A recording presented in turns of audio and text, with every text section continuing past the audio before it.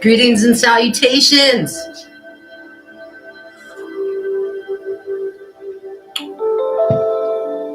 Shut this off.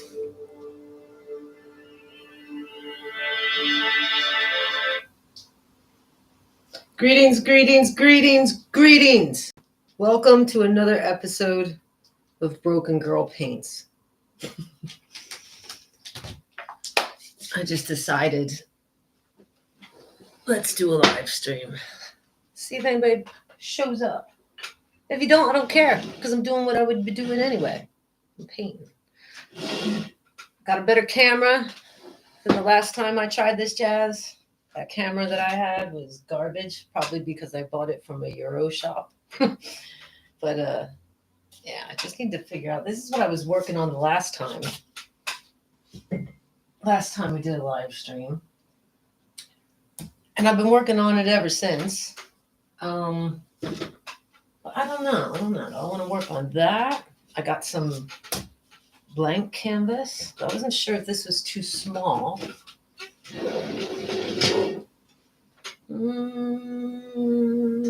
Can work with that. Alright, so if you happen to be new here and you happen to come across this video, I am an American living in Germany. I'm severely disabled after having a stupid brain tumor. I talk about all that here on the channel. And lately, all I've been doing a lot of is painting.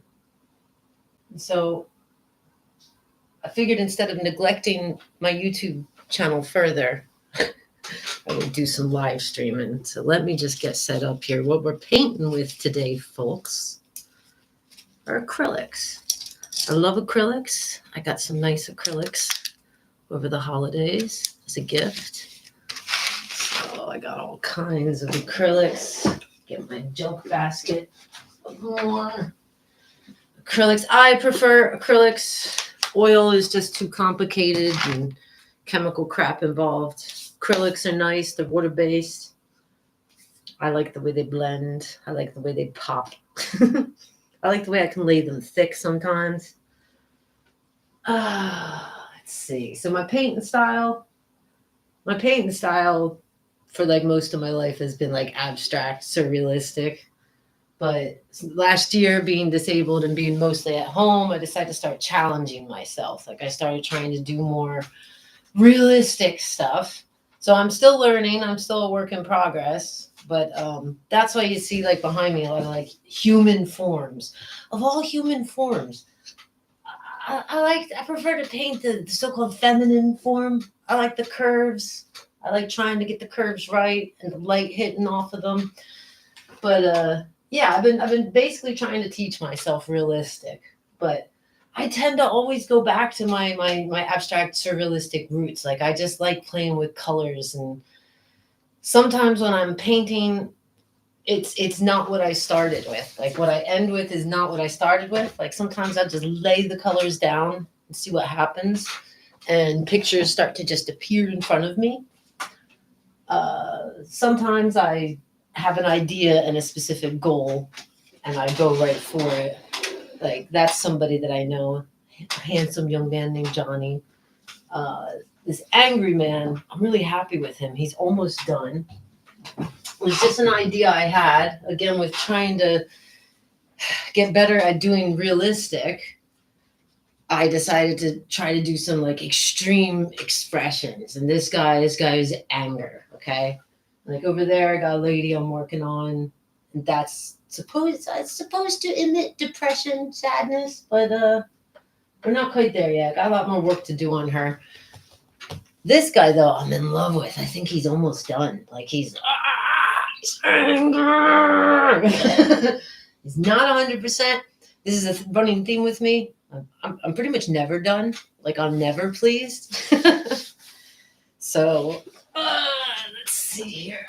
What are we doing? Oh shit! I knew that was going to happen. They're all just hanging up by like little pin nails. So I guess I need to make a decision what we're going to work on today.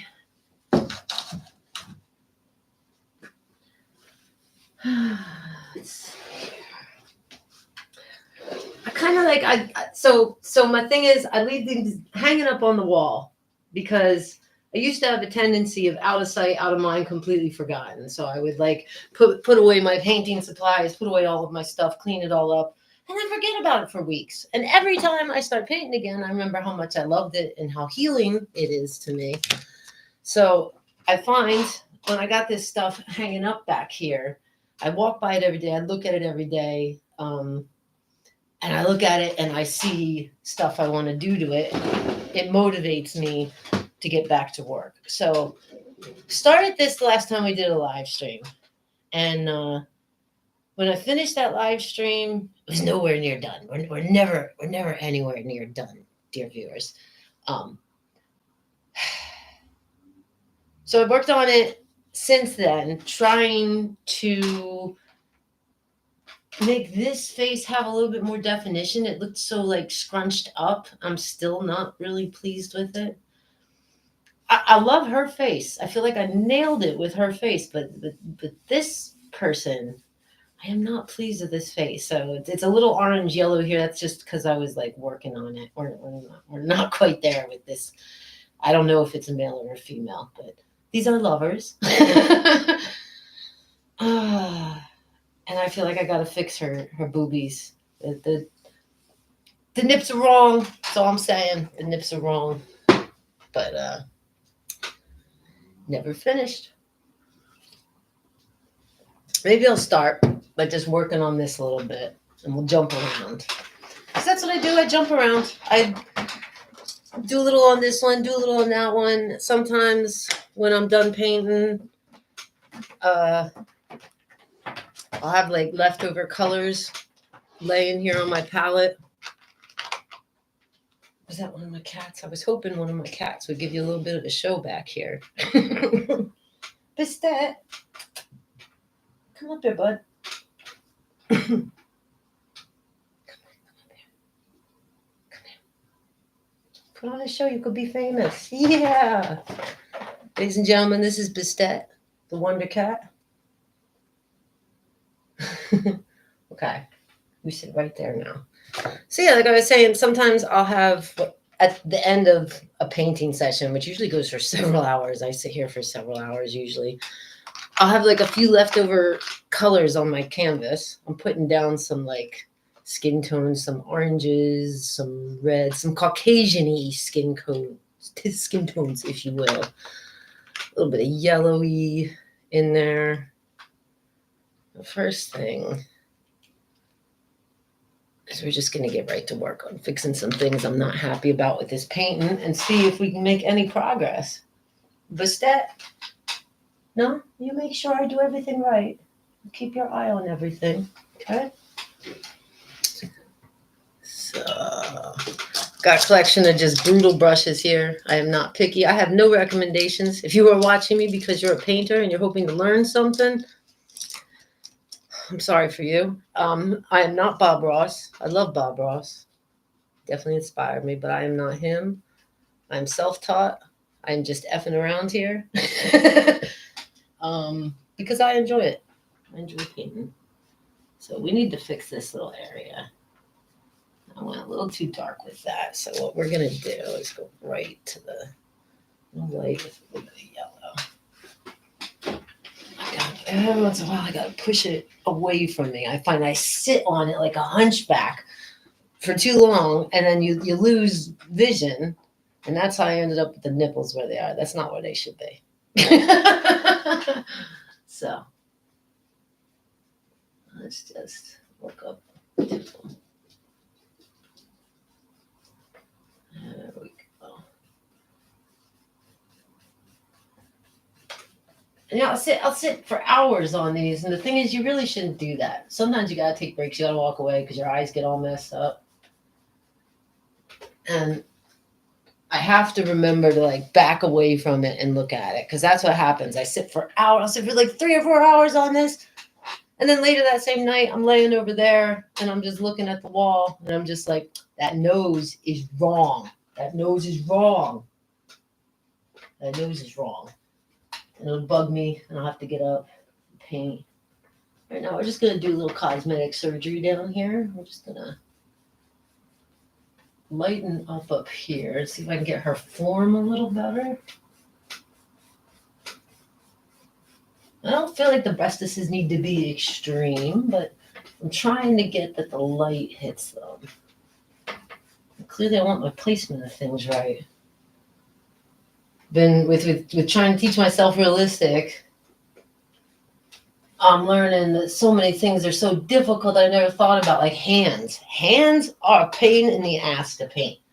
I was kind of delighted to hear online that other artists feel the same. I'm not the only one. I want this guy's nose to be like a little crooked because it's like hitting on her chin. I also paint attention deficit style. You see, I started down here, but then my brain sees that that color could be useful up here. So even though I started here, you'll see I jump all over the damn place.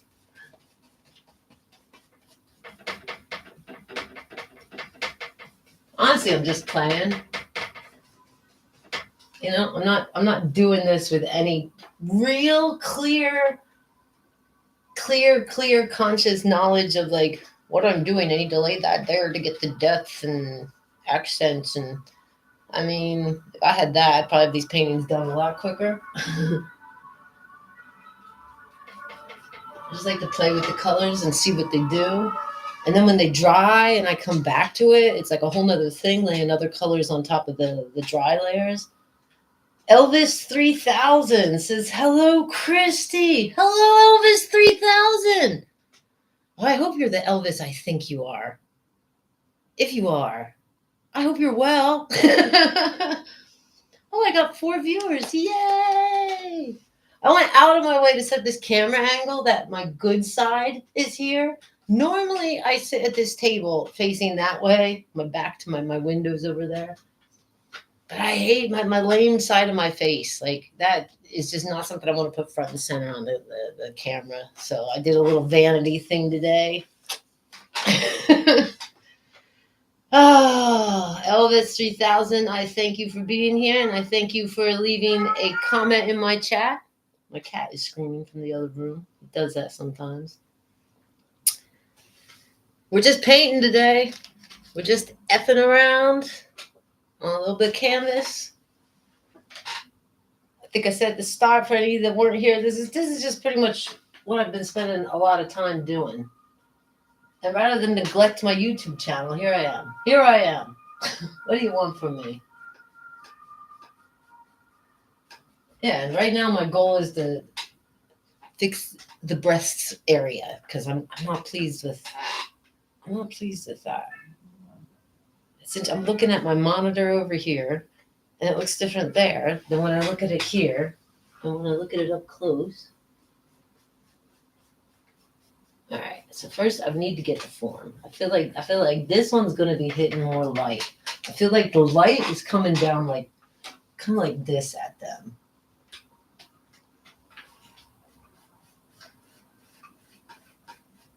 Stupid nipples shining through there.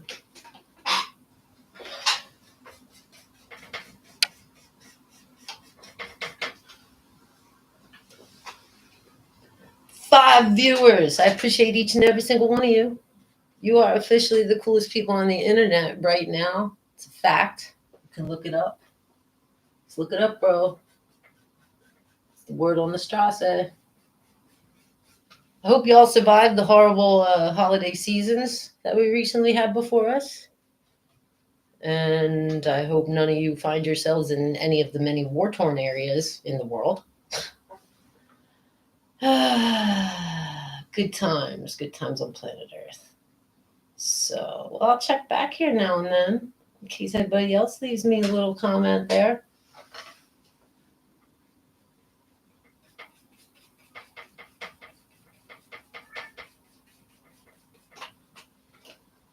And it's not happy. His face is all like, kind of like a goblin. Like, I tried like lengthening his nose. I gotta bring in a little bit more lighter.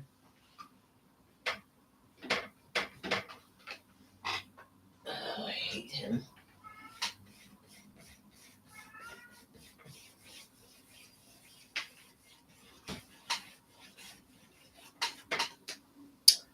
So I don't know where any of you folks are. Feel free to shout yourself out in the chat. Or don't. You could just be a creepy lurker, just watching me. But we got shit weather over here in Germany.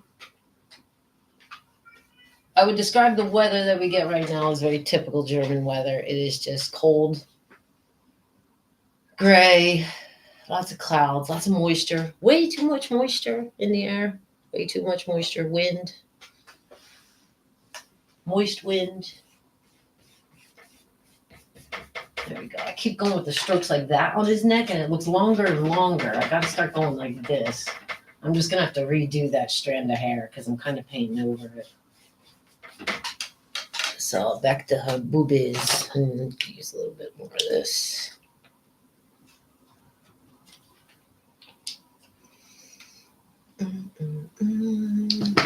Yeah, and on shitty weather days, I feel like there's nothing better than putting on a pair of comfy pants, music that you like, making yourself comfortable at home, and painting. Maybe that's just me. Let's go back in here.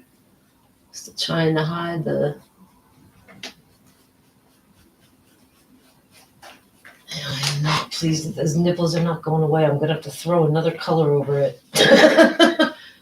It's going to distract me, and then I'm going to get the angle all wrong.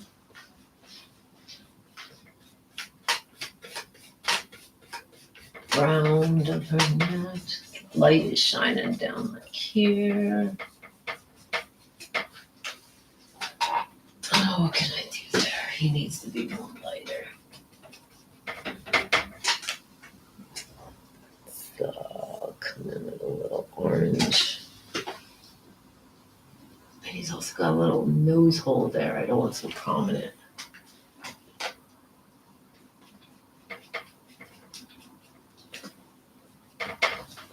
I'll blend that in a bit. I'm just trying to hide some stuff, like his nostrils. If anybody would be a darling and could let me know if my mic, if it sounds okay, if you can see me okay, I would appreciate that. And just as I say that, two people disappear. Hello, Bastet. You can't put your butt in front of the camera. That's not how this works, Bastet. No? I told you you're a guest star in this series. You sit in the background. You don't have opposable thumbs. The people are here to watch a broken girl paint, not a cat fumbling with a paintbrush who clearly can't paint. Here, show them. Go ahead. I'll give you a little canvas. Huh? You got your own canvas. You got your paintbrush. You go to work.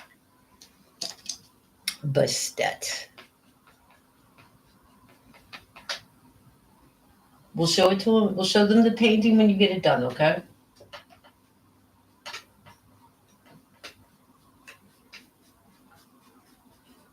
I told you, you don't have opposable thumbs. You can't even hold the damn paintbrush.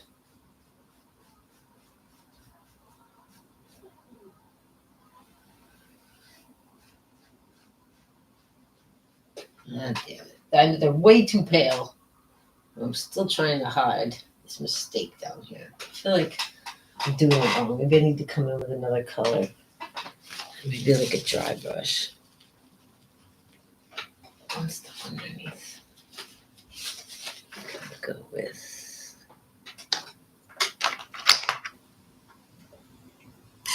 yellow ochre. That's what we need. A little bit of yellow ochre. I gotta open it. That one's closed.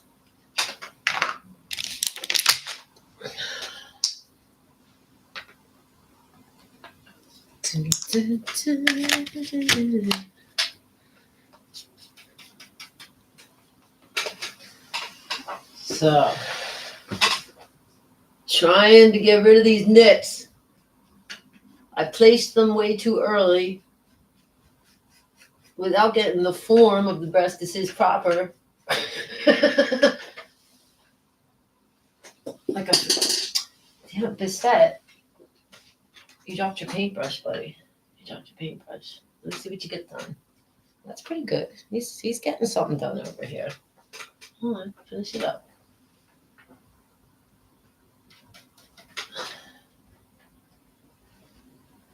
There we go. What if I go like that? That's starting to hide them. We're just gonna hide them first. Hiding the nips. Because we placed them in the wrong place. And maybe now I need to figure out where I want them. It's like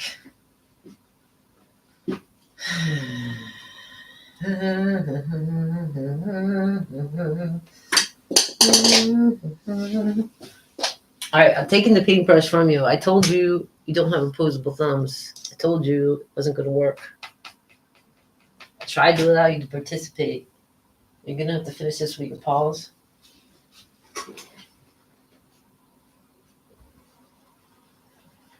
All right, so I'll come in with some pink underneath, and then I can have my form correct. I'm going to raise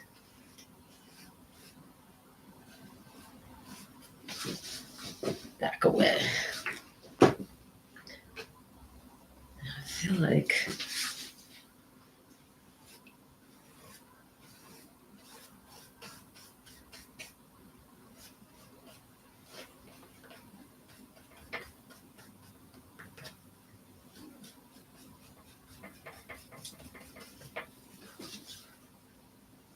take some of that and use it on his hand. There's too dramatic of a pink there where his fingers are. I'm getting better at hands though. I used to always hide them. I think a lot of artists do that where they're painting people and they'll like hide the hands, make them just happen to stand in a way that you don't see much hand.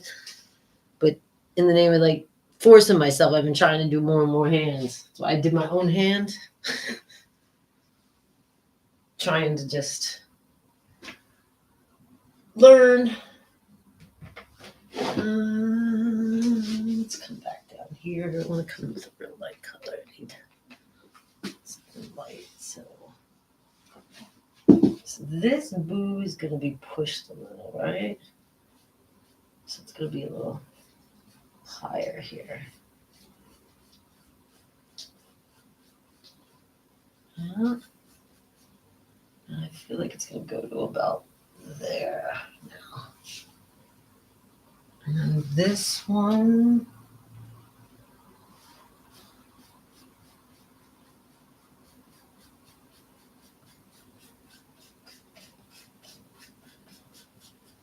Yeah, I want it to be subtle. Supple, yet subtle.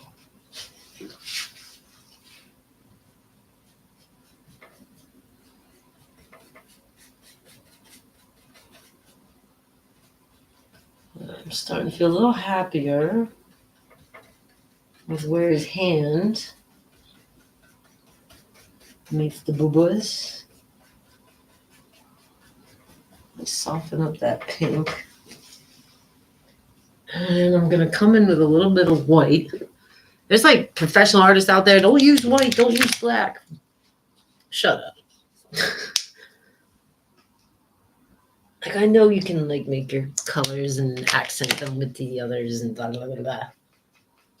But sometimes I'll lay something drastic down. It won't be like that at the end of the painting. But just so I can kind of see what I'm doing, what I'm working with here. All right, so the light is shining like that one then. It's shining like this. All right?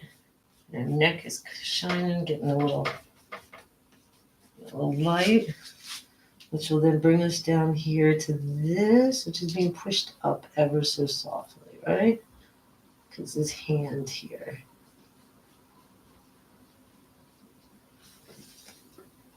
Right, and then this one too.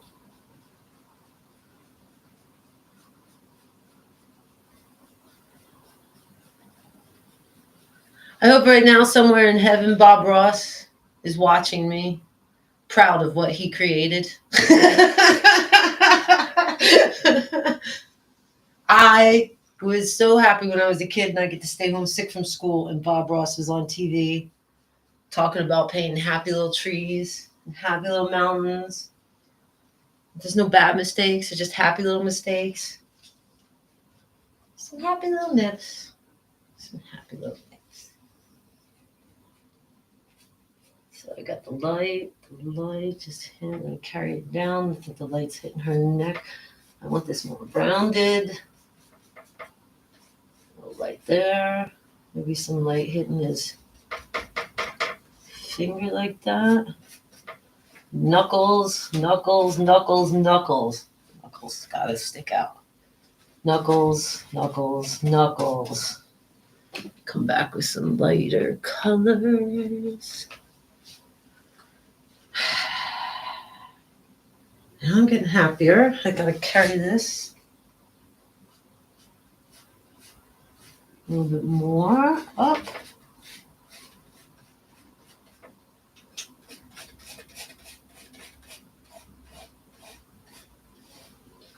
I can still see that damn nip and I don't want it there. I gotta get rid of it. Take some of that yellow ochre again.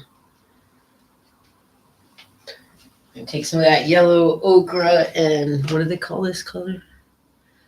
Apricot. Doesn't look like an apricot. I'm just gonna mark. I went too in. I think this nip needs to be more out here. Yeah. Backing away. It's gonna need to be more out here. We'll bring some of this yellow ochre there. And that is going to be our marker. There.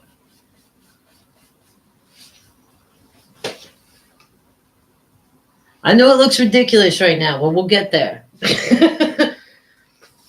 Guten Morgen, Thomas Hunecke. Hope I said that. Hunecke. Ein wunderschönen guten Morgen. Wie geht es Ihnen? Ich hoffe, alles ist gut bei dir. I'm trying to fix the breast region at the moment on my painting. I appreciate you being here. I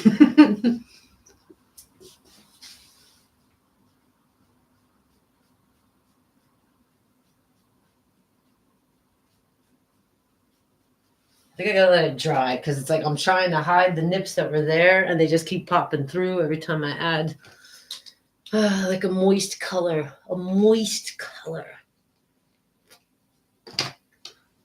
I like to really dilute my paints. Probably because I'm not real secure in what the hell I'm doing. Danke, hab noch Urlaub. Ah, du hast noch Urlaub. Schön, genieß das. Genieß das.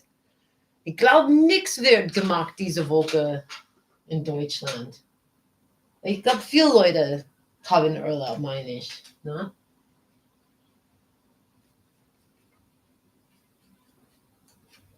I'm glad you popped in here, though, on your Urlaub. That's nice. And I'm glad you can hear me. I asked before, I had like 5 people in the room, and I was like, can somebody just let me know that the camera's okay, that my sound is working? And right as I asked that, like 3 people just disappeared. It was too much pressure. I asked too much of my viewers too early. I'll be strategic with these things. All right, we're getting there.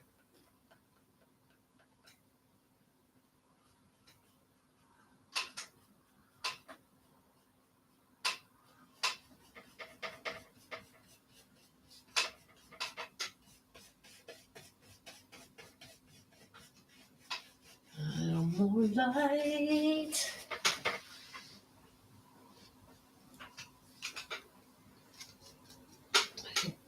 My lighting actually looks okay, and I do not have a lot of lights on right now. I think I'm benefiting from some little tiny bit of daylight that we're actually getting. Oh, I miss the sun. God, I miss the sun. Y'all remember the sun? The sun was great.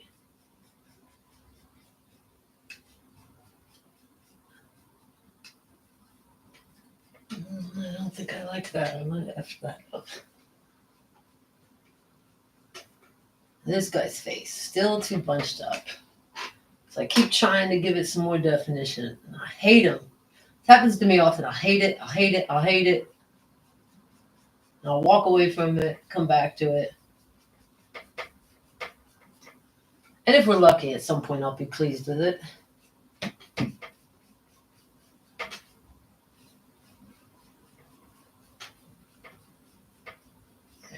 let's soften that.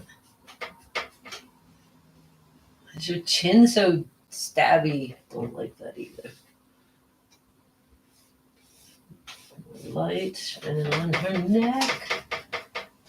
And maybe some up here. Carry it down. Now let the boobies dry. Can't keep concentrating on the boobies. If I do concentrate on them too long, that's when I mess it up. It's when I mess it up. But I'm going to work in that area because I'm really still not pleased with his fingers. I think I went too dark with where he's touching the skin. I want it, I want there to be a little bit of pink there, but not that damn drastic. So I got to come in. Some more lighter. First, knuckles.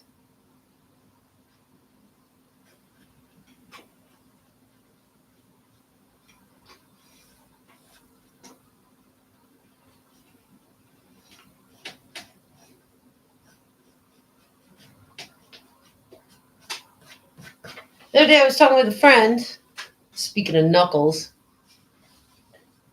and I can't remember why, but he was talking about this part of your finger or this part of your finger. And he referred to them as knuckles. And I was like, what are you talking about? I was like, these are your knuckles. I always thought these are your knuckles. And he's like, you idiot. Google it. So I did. It turns out these are all knuckles. Learn something new every day. They're literally called knuckles. I don't know. I thought these were the knuckles, and I thought these were just like your elbow. You need joints. I thought they were just like the joints on your fingers, but these were the specific knuckles. Yeah. So I'm still having stupid American moments. Bring out his knuckles. See if we can make these look a little. I said he, maybe it is a man. Kind of. We'll find out by the time it's done.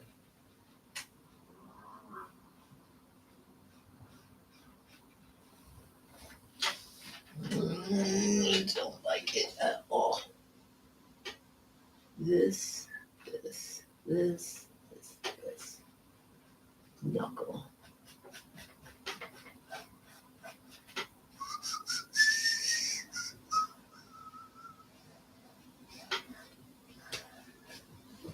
I'll come back to that. I think I went wrong with my paint strokes there, going like this, where I should be going like that. I just put paint in my hair.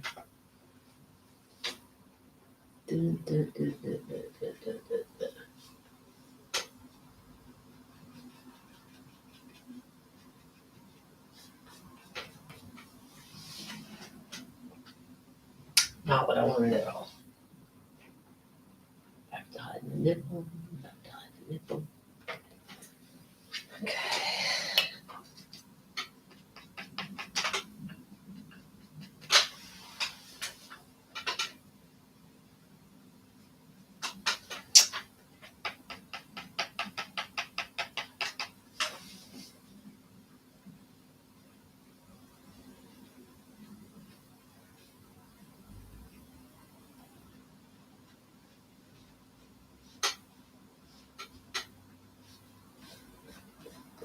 Oh, I effed that all up. Not what I wanted.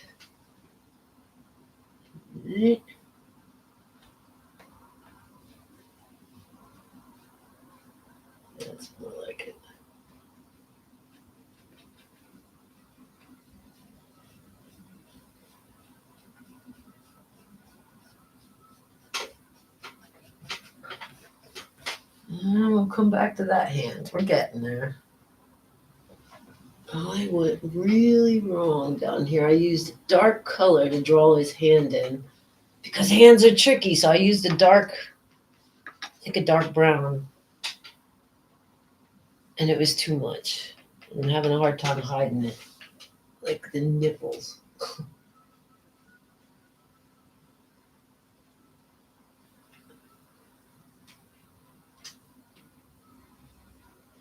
There we go. A little softer. A little softer.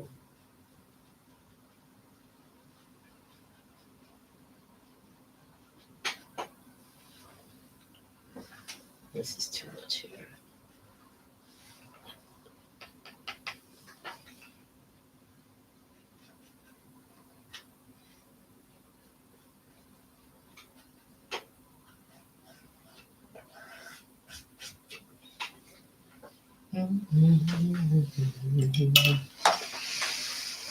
Was ist denn eigentlich aus dem Giropark geworden? Ach, you know what, Thomas Hunicke, if you're still here, because I see I only have one person here right now. I just broke my paintbrush.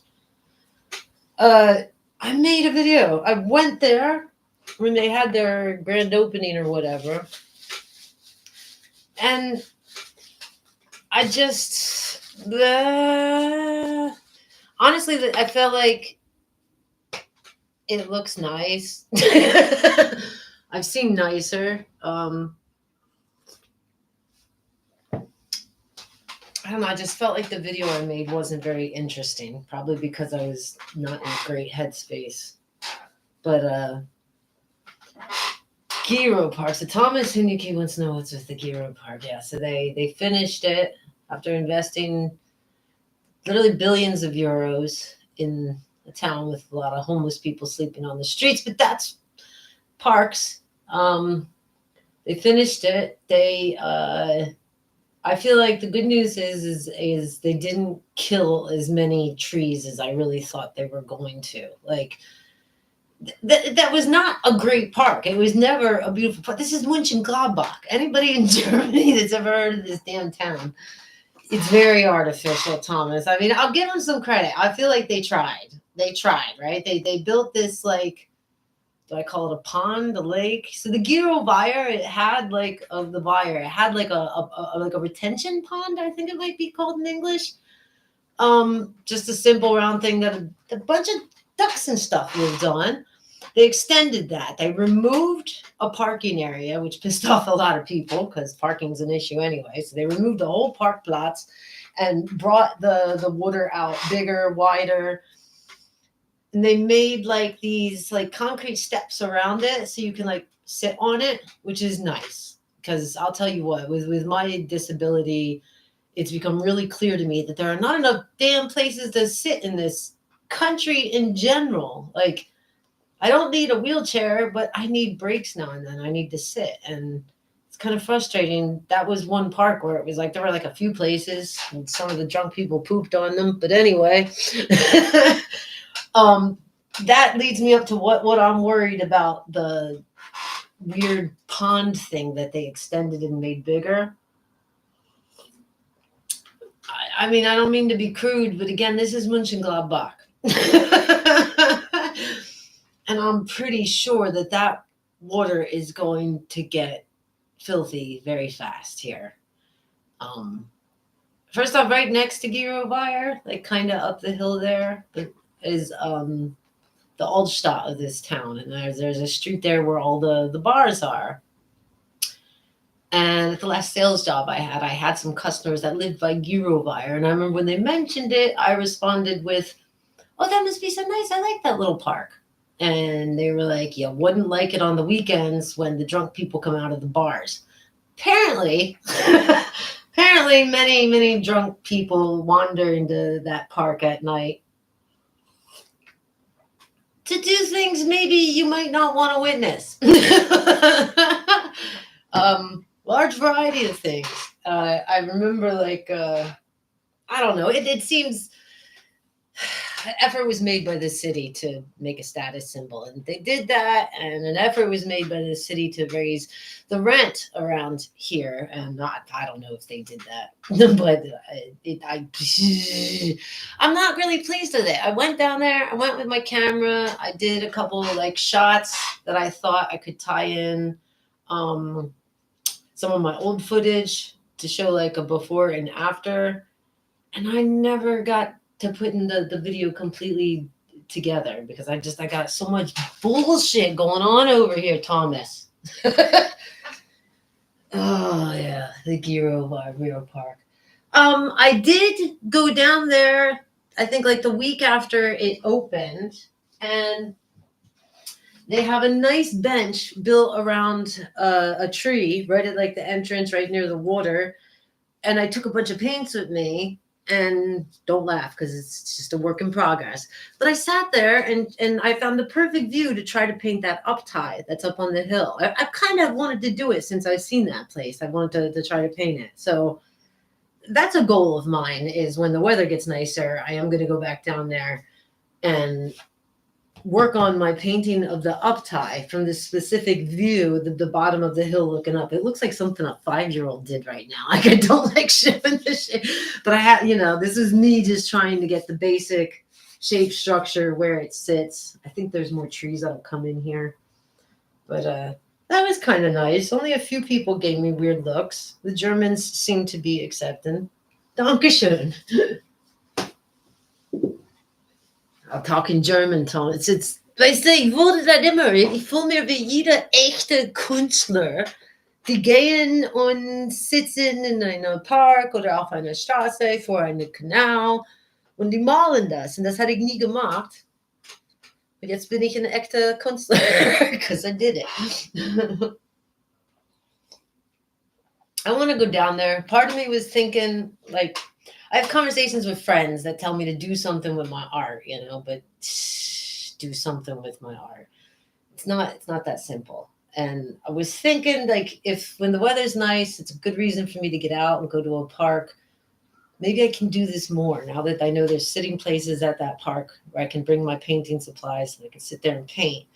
And I was thinking, like, maybe I could take a few extra little ones, or like this one that my cat just painted.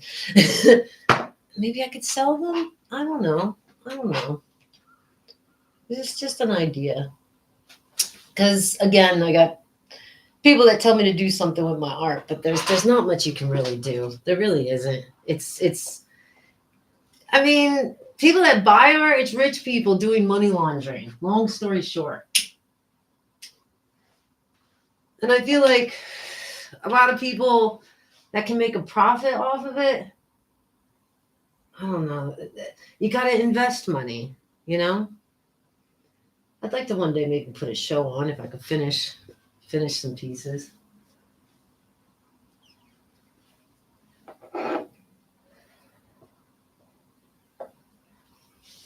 So with people telling me do something with your art, I thought I'll get creative. I'll live stream every now and then. If I do this regularly, more people will show up. If more people show up, leave little comments, interact like you are, then it'll become a good thing for me. Maybe I can make a dime off of it, but I could also go places and paint. I even toyed with the idea of like putting just something out there if anybody wanted to come and meet me in a specific park at a specific time to paint. I got one friend here I usually get in touch with for that kind of stuff. Another person that was a customer of mine. I feel like I'm babbling now. Thomas, was machst du in deinem Urlaub? Einfach chillen daheim?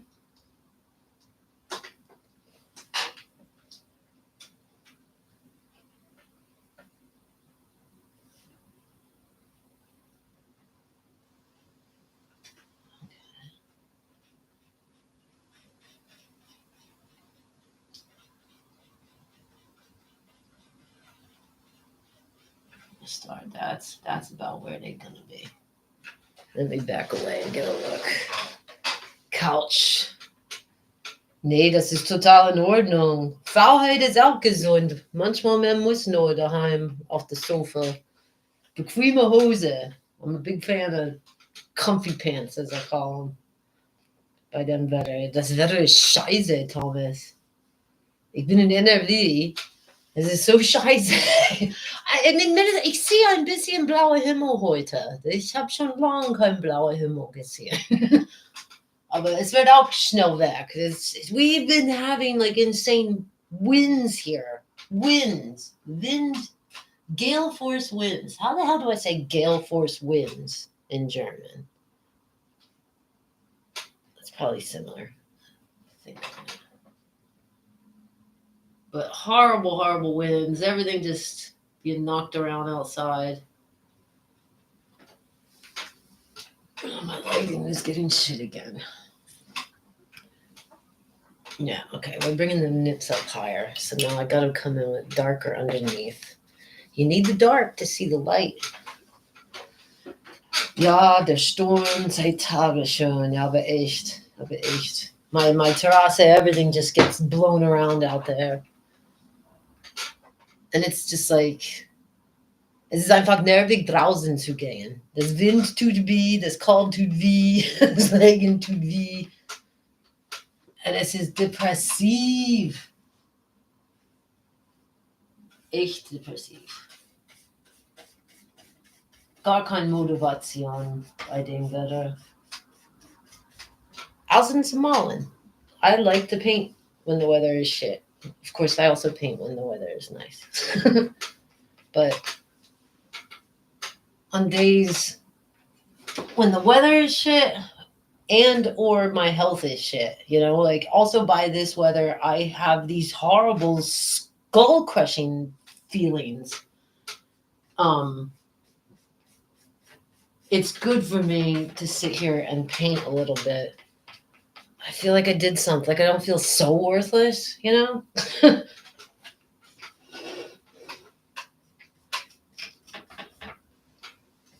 think that's a horrible thing that capitalism has done to us all. Like we feel guilty if we're not productive. And it's definitely something I think that was beaten into me from childhood on up in all different directions of the system that I grew up in. Thanks to years of therapy, I've learned I've got a right to just have downtime, just have chill time. I feel like that's something the Germans do right too. Like her prime example is Saturdays. Germans, not Saturdays, Sundays. Die Deutsche tun sonntags wichtig.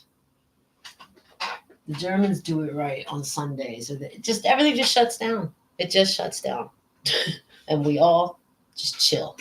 A few people get up, go for walks in the park. We don't talk to those people. But I feel like that's something a lot of Americans, like where I'm from, they'll just never know. This like luxury that like they have here in Germany, where like you just know, like I sit here and I just know nobody's going to bother me. The doorbell's not going to ring, phone's not going to ring, no scary bill is going to show up in my mailbox. And at the same time, it may sound silly, but I like that I look out and, for example, across from me, there's an office building and it's got call centers, for example, in it on several floors, but also like language schools and other stuff. And I like that I look out and I know all those people got a day off. They all got a day off. They all have a day off and they're just chilling. And like where I come from, your average American hopes and prays they got a job that gives them a Sunday off so they can mow their lawn and do their laundry and do all their grocery shopping.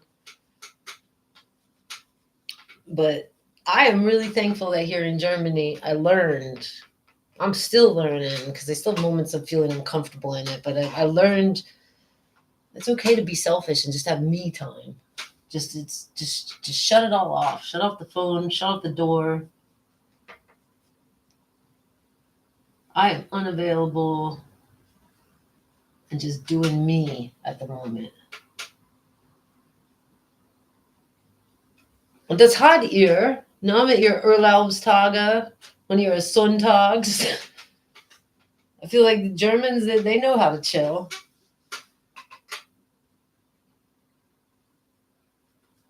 And sometimes they'll be like sounding almost embarrassing when you'll ask them like, well, what are you doing on your time off? And they'll be like, oh, I'm just sitting at home. It's like, dude, that is a luxury for some people in some places in the world right now, just to be able to sit at home and do nothing, not feel guilty about it or worried that you're going to lose your job or your home because you did that. See, I am in love with her, but this one, I hate this. He can do no right by me, no matter what I'm placing, where I'm placing it. I think the eye is too big. Her eye, too, is a little too big. Something I figured out recently I do often, the eye is too big. I don't know why. I think because I like paint eyes. Yeah. Nice.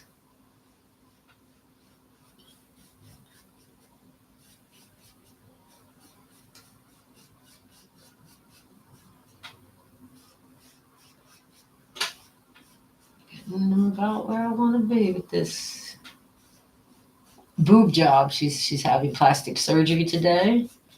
Trying to make them look a little bit more realistic. I feel like this nipple's in too much. It's got to be over here more. First to get the background color in.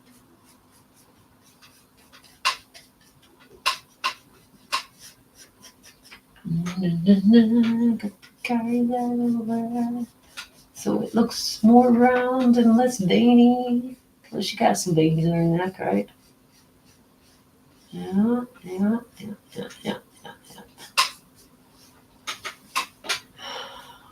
Yes, here. There we go. Make this soft. A little more lighter, a little more yellow there.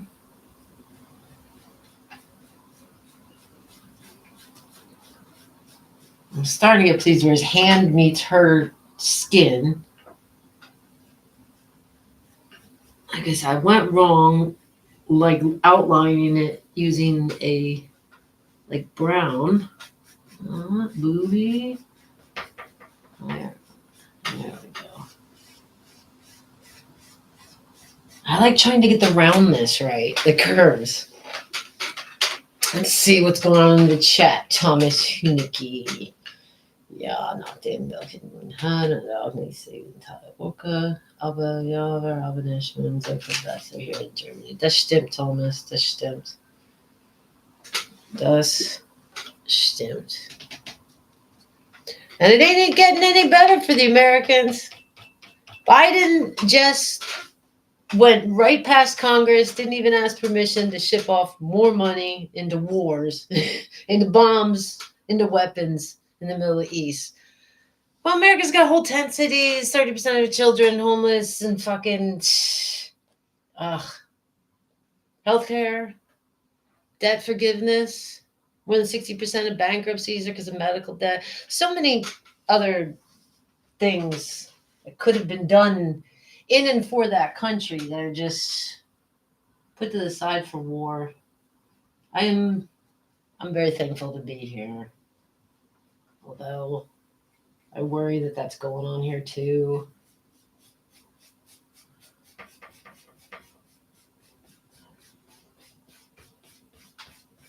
I worry that I see little hints of this country becoming more like America. Sag ich auf Deutsch. Ich mache mir Sorgen, dass ich sehe, ich sehe oft Beispiele, wo ich denke, oh shit, die gehen mehr Richtung Amerika. Ich hoffe nie. Ich bin kein Fan von der neuen deutschen Präsident. I guess he's not so neu. I think he's been there for a year. This Mr. Schultz guy. He's not a great guy. Not very impressive. Just an opinion. Don't throw me out.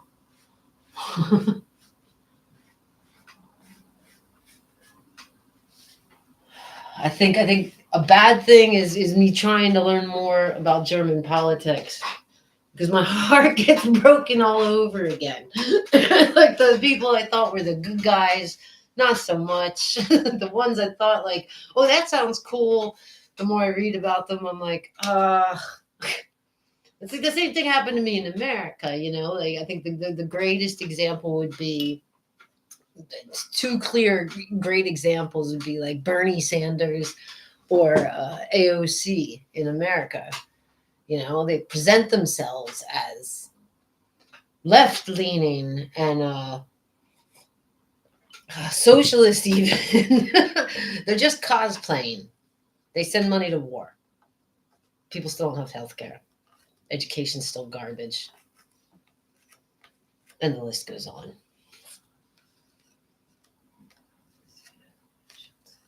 Aber ja, wir haben, das stimmt, aber es ist komplizierter bei uns, glaube. Ja, ist klar, es ist viel komplizierter hier, man. Es ist viel komplizierter hier. Ich kämpfe jetzt seit mehr als einem Jahr lang mit meiner Gesundheitsversicherung. Für etwas, wo jede Deutsche in meiner Umgebung, vom Kumpels bis zum Families, bis meine Ärztin, sagen, Frau Armstrong, Sie haben recht auf das. Frau Armstrong, das müssen Sie machen.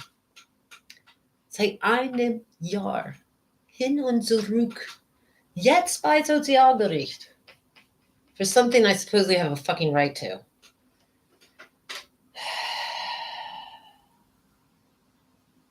And other shit. Your laws, man. Ugh.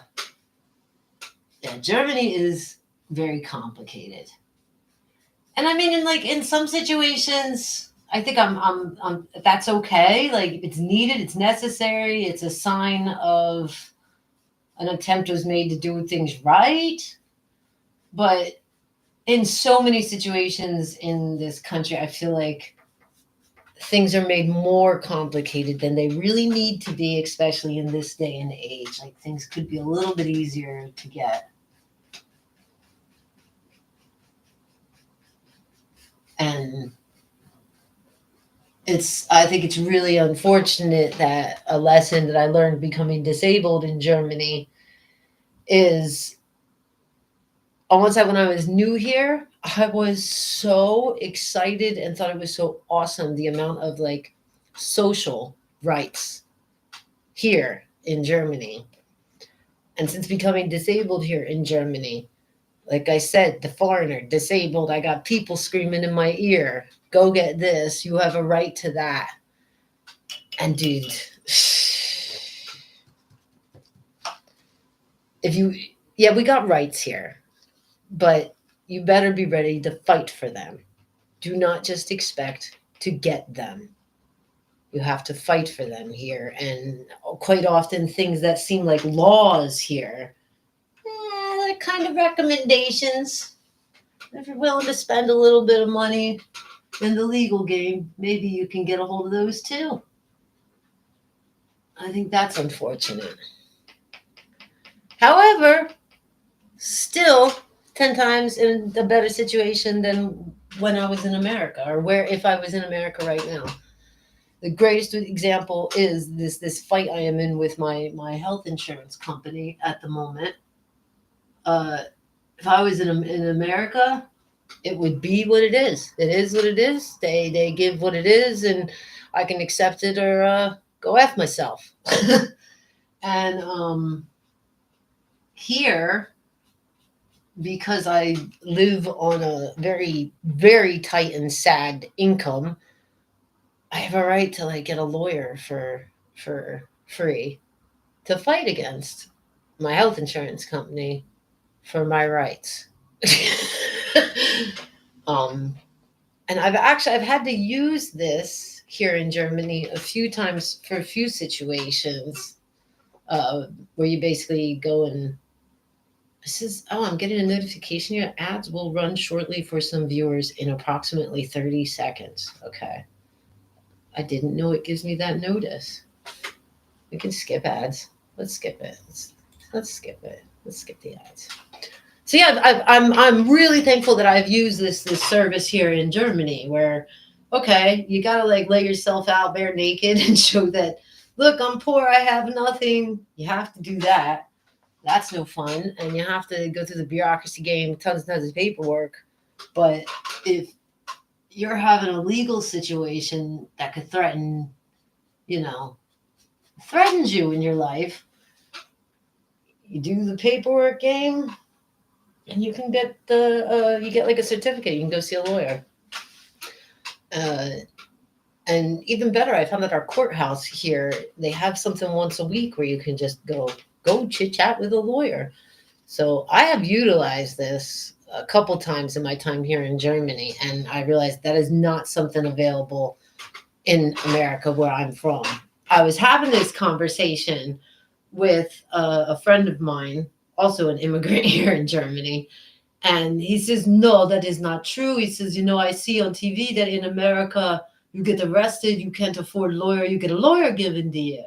And I clarified to him that yes and no, which it's see, in America, if you get arrested, you are already arrested. The cops have grabbed your ass and probably done the accidental head bump on the car, and they put you in as they do. You find yourself in a situation where they're about to put charges on you and you can't afford a lawyer. In America, then yes, by the law, one will be provided for you by them, their choice. Usually some chump that doesn't give an F and is underpaid by the city will then be handed to you to represent you when you go before the judge in America. But not how it's working here. I am not under arrest, nor did I arrest my health insurance company, although I'd like to go and get the CEO, put him under arrest or something. I forgot what I was saying. I feel like I'm getting all off track here. But yeah, I just think that's really nice here, that just like I feel threatened in my job. Maybe my employer's trying to do something shady or illegal with me. I can fill out the paperwork and I can go visit the lawyer of my choice with a certificate from the courts. Same thing if it's a landlord situation, which I'm also having fun with at the moment as well.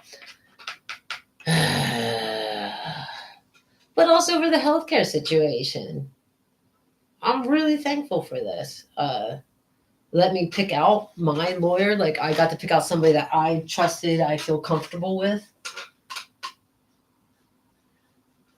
Look, no country can be perfect. No country can get it all right. Right? I don't think that place exists. Die Deutsche tun ihr Beste. Und ich denke, was ich habe gelernt, ist, es ist gut, dass die Deutschen sind nie zufrieden. Ich meine, vielleicht deswegen kommen wir immer ein bisschen weiter, ne? Richtung die Gesetze und die soziale Unterstützungen und so weiter. I like that Germans maybe are never satisfied, because like that might be the reason the system keeps changing, evolving, hopefully gets better. Hopefully. I feel like my lighting is absolute shit here right now. It looks good there. It looks bright there, but I am not seeing very good. Can I do the light over? Is that annoying? I do this often when I sit here and paint at like 2 a.m. What's going on here in the chat? Dadurch stehen wir uns aber manchmal selbst im Weg. Oh, auf jeden Fall. Auf jeden Fall. Wir übertreiben es manchmal besser machen wollen. Thomas. Okay, I'm going to answer here in German. I feel like we're having a very German conversation. I don't know who else is watching. Feel free to comment in English or German. But Thomas, you reminded me of like a time I was trying to do a tiny little construction job with a German. Es war für mich so typisch deutsch. Ne? Das ist die ganze Situation. Sehr typisch deutsch. Unser Ziel, what was it we were building? I think we were building a garden shed. It's a little kleiner hood. Okay. So the plan for this day, the job that was given to me and 2 other dudes, was we were going to build like a garden shed. And I'm going back and forth between German and English. I don't even know. Let me see if I can do it in German here. Let me see here. So, unsere Aufgabe war, wir sollen diese kleine Hütte aufbauen, hinten in einem Garten. Und ich, ich kam an, bereit zu arbeiten. Mir was angerufen, dass ich soll helfen, bei einer Hütte zu aufbauen. So, für mich, das bedeutet, ich vorbereite mich und schaue, dass ich komme pünktlich und bereit zu anfangen, mein Job, wann ich habe einen Job, Arbeit. So, ich komme immer an, fullest power, mit a ganzen pot of coffee in me. Und erst einmal, stopp. Erst einmal stopp, erst einmal rauchen, erst einmal mehr Kaffee trinken. Very German. And then, so it was like I had the two versions of the Germans working with me, these two German guys. I had the two versions. Because one was chill. He really just wanted to take as many smoke breaks as he could.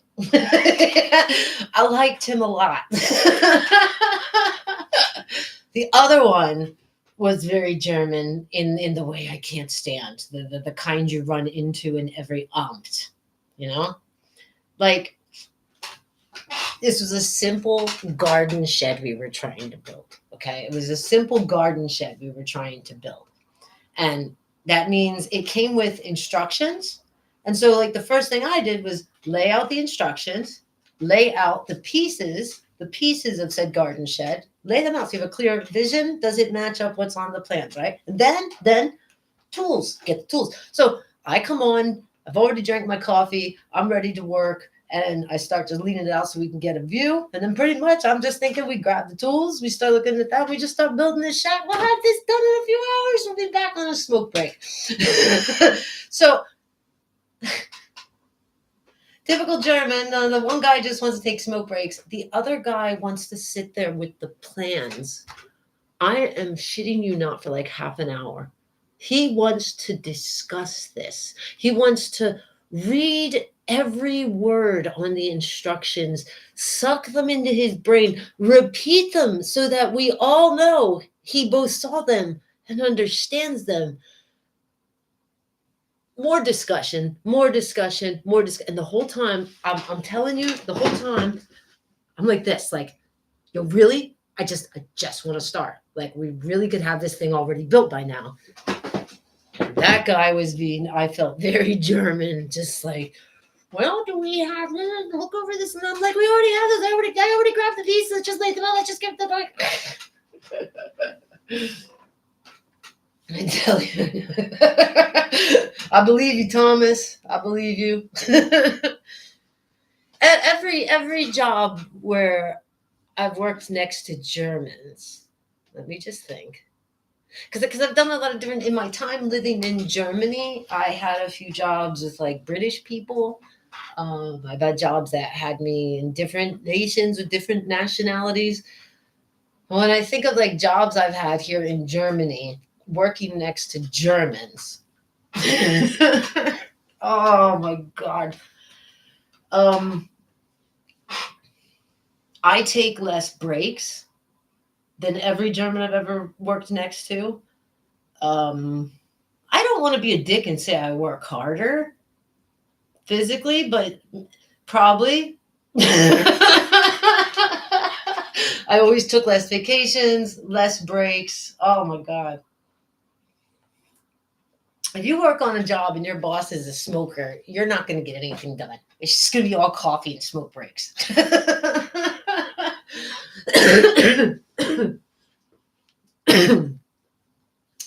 Working with Germans, it can be an adventure. But Germans are very much like perfectionists and very, very organized. They're very much about the Ordnung, you know? Like stuff has to be organized. Everything needs to be done in order and proper and perfectionist. And that's good, you know? But some shit like building a shed, you can just jump in and do. You know, you can just jump in and do it.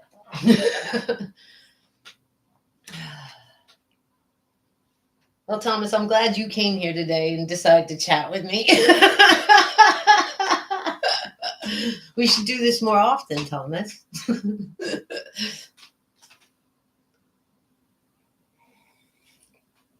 I said I was going to stop drinking coffee and go to tea today, but I haven't done that yet. How long have we been on here? I have been on for over an hour already. Woohoo! And we've had like 5 or 6 people. That's about what I got last time. Doing it early in the morning, middle of the week, last minute announcement. Not bad. I appreciate each and every one of you.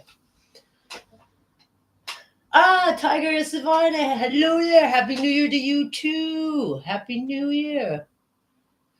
Those who claim to be the experts mostly suck most. Thomas, you only. Dude, that is so true. That is so true. If somebody has to tell you that they're an expert, they're probably not. The same thing goes for people that claim to be ultra. I don't know if you're familiar with that here in the foosball scene. They're probably not very ultra, except for ultra annoying or ultra alcoholic. I digress. But yeah, like the people that got the shit together, they don't gotta advertise it because everybody just knows, you know.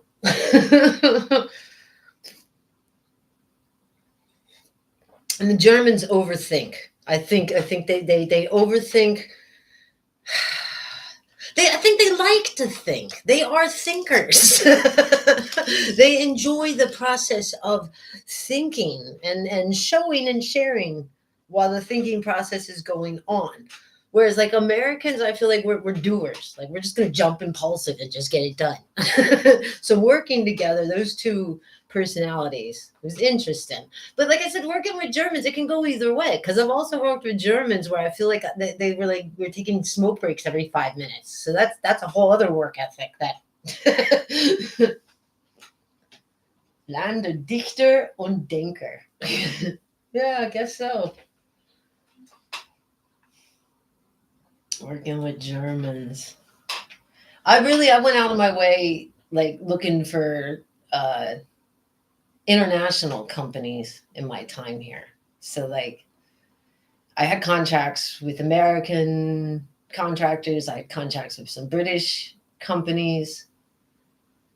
But you know, I did some call center gigs here in Germany. There I worked for a lot of Germans. Although in the call center gigs, I often ended up in the foreigner corner because we would be talking to people of our native languages. Worst jobs ever, by the way. If you find yourself ever considering to work in a call center, no, don't do it. Don't do it. You are worth more than that. I don't even care if you're a scumbag. You're worth more than that. Horrible jobs. German bosses. I think I'd be nervous. If tomorrow I was starting a job with a German boss, I'd be a little nervous. I'd be a little nervous. I am not a perfectionist. I can be a little chaotic, you know? And I like to use humor a lot. I had a German manager at my last job. Total douchebag. But I don't feel like he's a representation of all Germans. He was just a douchebag.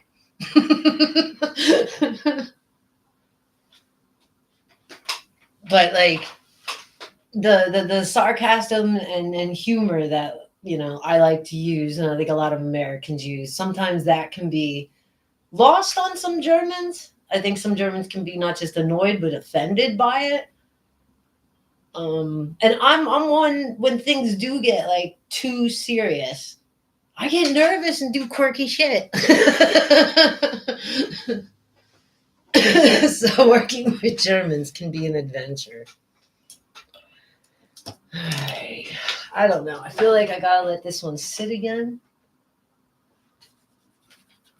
Still didn't get those nips corrected. I'm gonna go at it one more time. Let's see if I can figure out where I want them to be.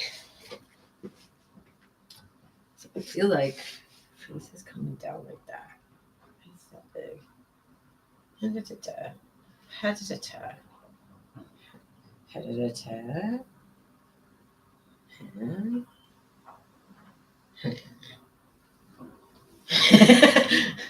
That's right. I'm measuring and trying to figure stuff out. Yeah, I'm thinking like there. I shouldn't go dark.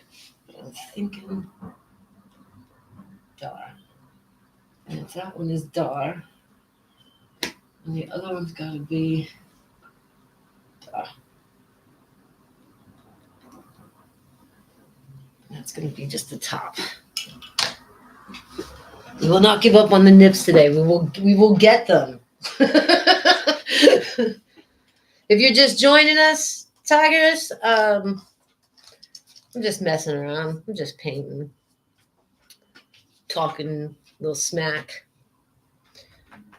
Started this painting the last live stream when I had a worse camera. I thought I would try with the new camera I got. It appears to be a little better. The lighting's a little better today. So I thought I'd come back at this because I saw a lot of things I didn't like about it. I didn't like the nips. They were too low, too little, and I'm trying to move them up a little, but you can still kind of see the old ones shining through. So let me back away. Is that where I want to be? I think that's more where I want to be. Yeah. There. That's not what they're going to look like. I'm just kind of marking, and then I got to work in the shading, and at the end you get into like the real detail. Right now I'm trying to lift them. She's getting a boob job, and we're lifting the nips a little. Getting the nips right. I see. That's right, Ty. You joined at a very important part of the live stream where we were bitching about working with Germans and nips. This is just your average everyday YouTube live stream. So yeah, that's where we're gonna go with them.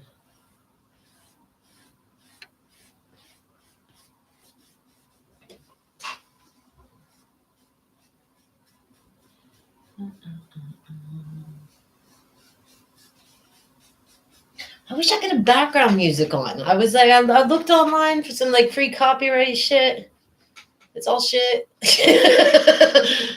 and I'm even that I'm not sure how that works or like how I'm supposed to set that up because I feel like even if they're on YouTube and they're saying it's copyright free, I have to give them credit, and I haven't figured out how to set any of that up. And I'm saying all of this because there's an awkward silence, and as I already told you, when there's awkward silences, I start saying stupid shit.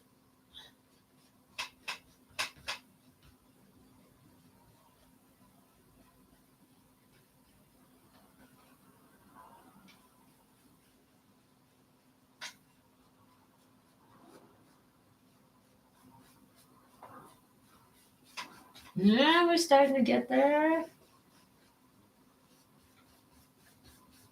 Can't have the light without the darkness. Right. So it looks like, she got sunburned down here, but we're going to fix that up. We're going to fix that up. So what's going on in the chat? There are some scumbags that will try to claim everything here on YouTube, so don't worry about the background music. Yeah, I just don't want to risk it, Tiger. Is that Swedish? Tigress? Tigris? Svarna. I feel like Tigris sounds like a Roman warrior of some sort, and Svarna sounds Swedish for something. Probably swan. YouTube is getting more and more restrictive on copyrights, and so yeah. But it's like I feel like when I'm painting, I feel like I should have something in the. I don't know. I could sing, but I'm hoping you guys stick around. And if I start singing, it's not so much I'll get copyrighted as they'll just shut me down because it's bad.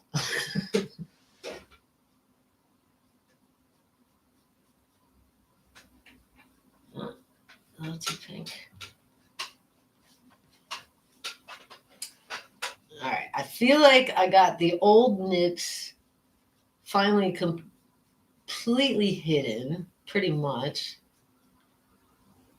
Which means I can start working on the new ones.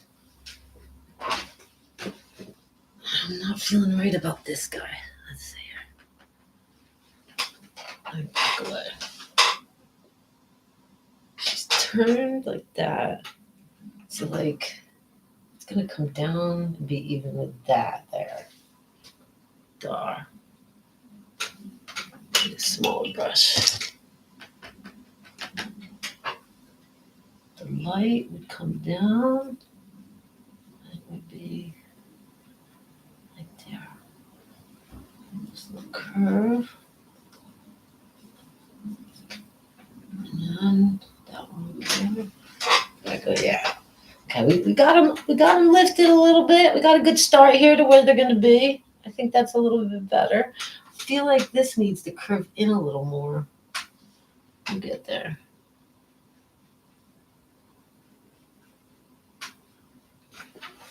Yeah, I feel like the placement is where I want it. Okay.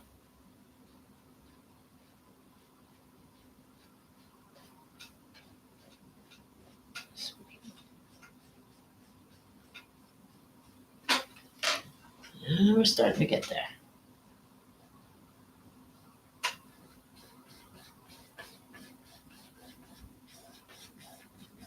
Oh yeah. Fixing nips today on YouTube.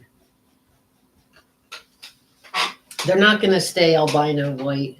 Well, like I said, at first I gotta get my placement, and then I gotta work on the form, and then I get into the details. Yes, Tigris is Tigris is a made-up name for gaming, a mix of Tiberius and Tigurius. You got the inspiration, right? Yeah, it reminds me of that horrible war game I used to sell. Sorry about that, society. I'm gonna grab another drink. Don't I have a note here? I know I had a note ready. All right. Oh.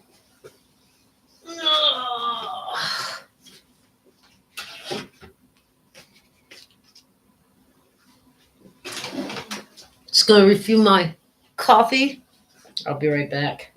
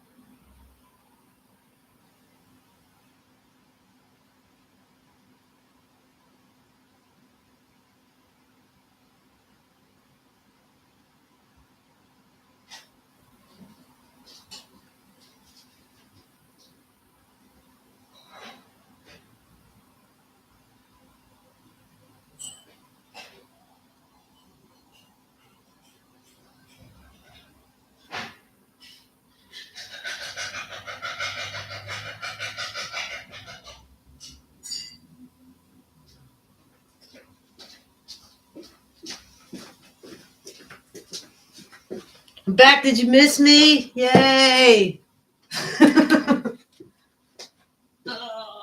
Okie dokie.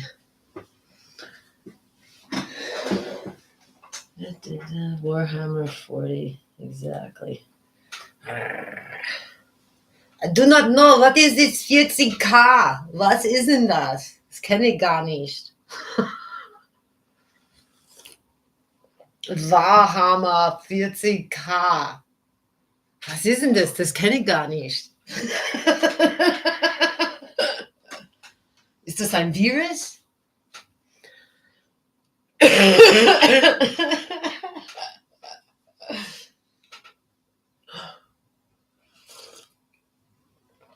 I'll tell you something about that. For those who doesn't use a follow through my channel, the drama, dude. I've recently I was visited again by some of these fine young men I used to sell that ridiculous tabletop war game to. Eine ansteckende Krankheit, sehr, sehr teuer. Ja, auf jeden Fall. Das soll man gar nicht anfangen. Also, man soll besser wissen heutzutage. Fang gar nicht an. As much as I hate that company and oh my God, just so much bitterness. I have to say, I really enjoyed the customers, and I'm still getting visits now and then from some of the dudes that I sold that game to, and it's really sweet, really nice human beings. I wish I could invent a better fantasy war playing game to attract them to, so they stop giving money to that horrible, horrible, horrible organization that treats humans like disposable pieces of shit. Horrible. I invented a game. If you play The Sims, I really did. I don't know if you ever heard of Deathmatch, but I invented a version with my Sims 4 game. I'm probably saying too much. This is probably too much information. This could be the idea that makes me millions.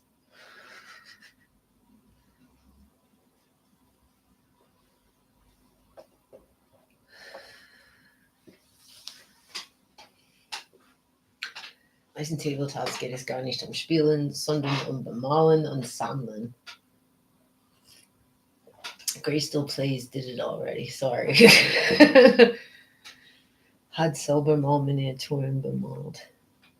How are people like really still buying that shit in the day of 3D printers? Seriously, like my best friend, he's been my best friend since I was 15 in America. He is, I think, on his third or fourth 3D printer at this point.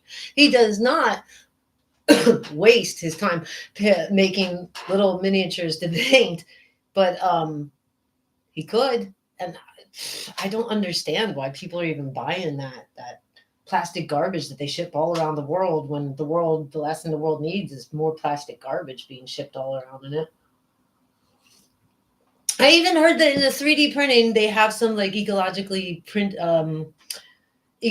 friendly, what's the word? What's the stuff that they use? It's not plastic. I can't remember the word. But they have some like ecologically friendly, because I was giving my best friend some shit. I was like, great, you're creating more garbage with plastic, just what the world needs.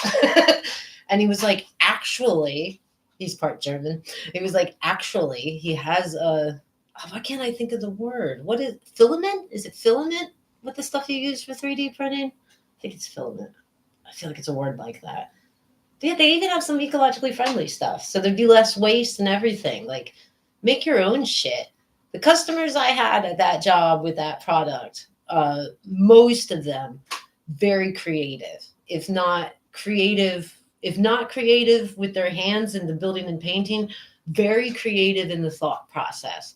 So like, I feel like that type of personality could totally invent something on their own with a lot less waste and a lot less supporting a shitty company that gives so much money to their freaking CEO and lets sick people just go homeless. Horrible company. Downstairs neighbor is still building models and dioramas. 2D printers are expensive.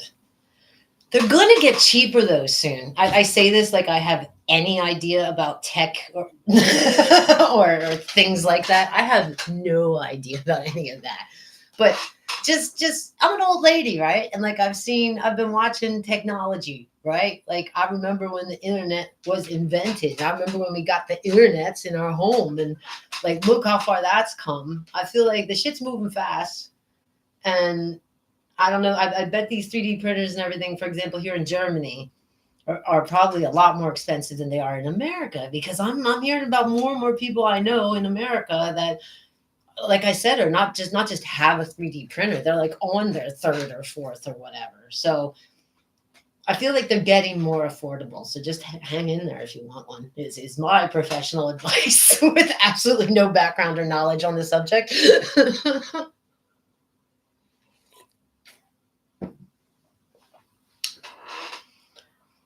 But I'll tell you, I don't get the urge anymore to paint the miniatures.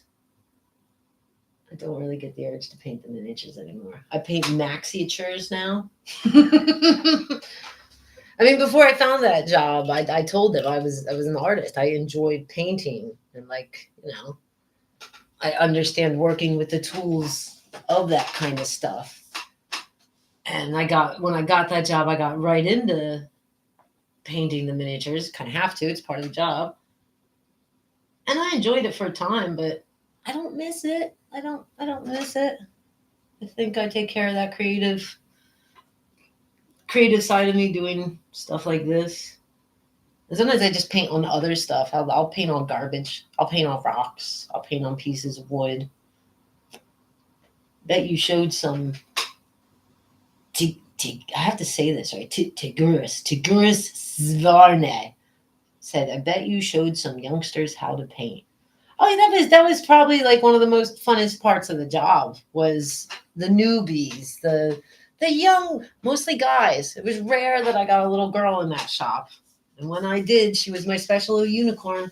But most of the time, it was boys attracted to that game, that hobby. And yeah, I met a lot of sweet little youngsters that we painted with. A lot of them hated the painting. They would try to do things to get you to paint for them. But I had fun teaching little kids. Bad side of that is there's a lot of parents out there that think these places are a place to dump your kid. That's just a bad idea. But for the most part, I can only say good things about that.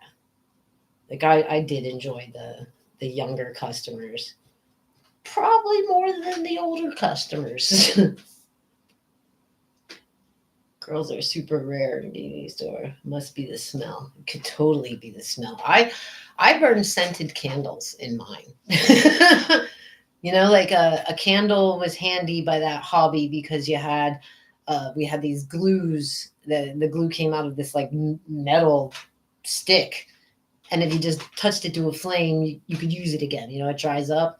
So I convinced them without calling them smelly, like, look how handy this is, this Duftkerze that I keep on my desk. I also was big on air freshener, and in my private bathroom behind the shop, sometimes I would just light an incense stick. So like that back room would get full of incense, and a little bit of the smell would come up and blend with the body odor, virginity, and sadness that would often fill that place. I said what I said.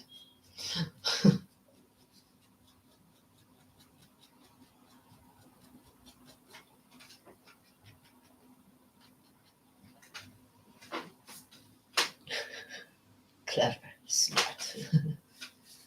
Yeah, when I tried to get girls in there. I had a couple. I had one or two regulars came in often to paint or participate in competitions and games and such.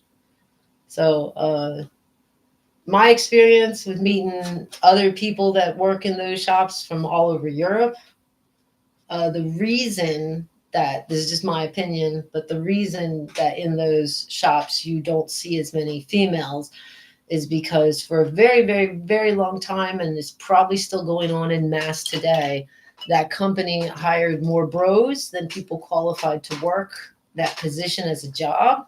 And a lot of those bros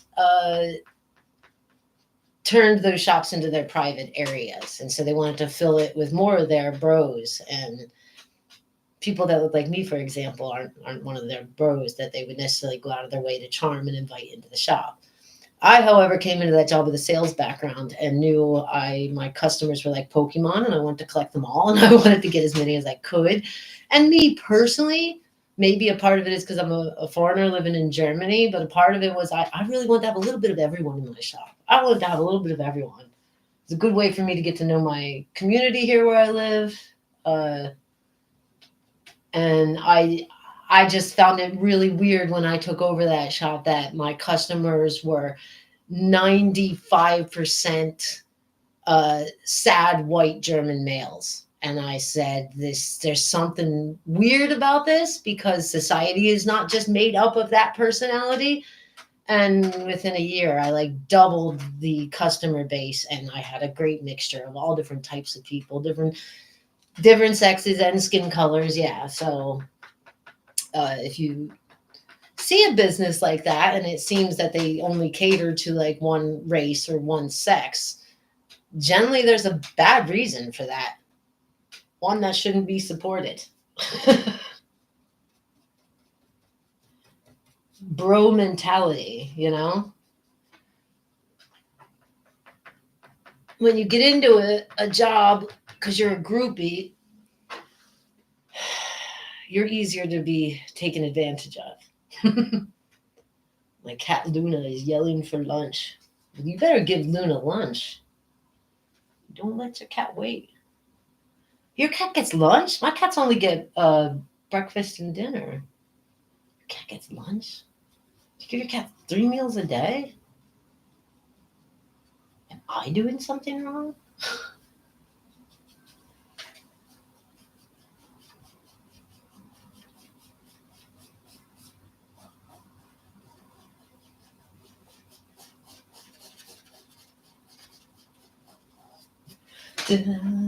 I put that blank canvas there in case I want to start something new. I think it's just in my way. But I don't know, I might start something new. Because I kind of got to let the boobity region kind of dry a little bit before I go back in and try to perfect the nipple operation that we did. I think we have successfully raised them.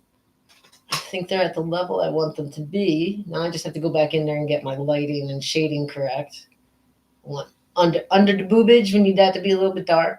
And we need up here, maybe not so bright as here. I need the bright pops. So we're gonna have to redo all of this. Is that what I'm saying? What I'm saying is we're working on this region right here. Thomas Unicki says, well, if the cat demands it. The thing is, cats, you don't want to overfeed them too much. I say that I do own some fat cats, but I think they only need like 100 or 200 a day. So, like, I mean, I don't know how much you're giving. She's a 19-year-old sweet lady. If she's hungry, oh, yo, your 19-year-old cat wants to eat. You feed it. I take back everything I said. Kitty. 19. Congratulations, she's made it that long. Yeah, you give that kitty anything she wants.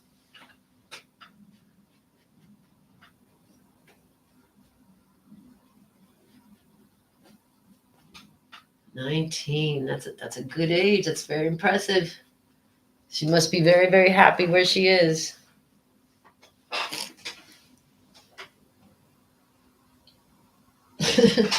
Kitties. I love kitties.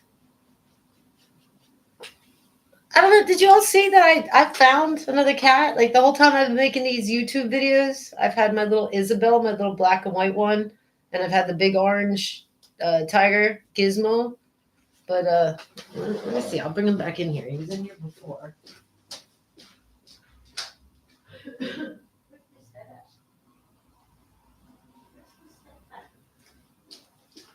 Where is he? Oh, he's under the table. Where's Daddy?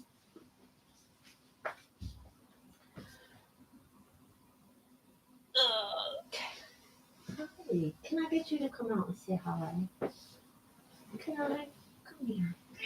Don't be mad. Don't be mad. No, come say hi.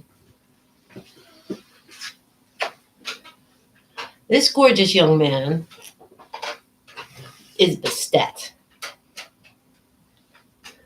Look how beautiful.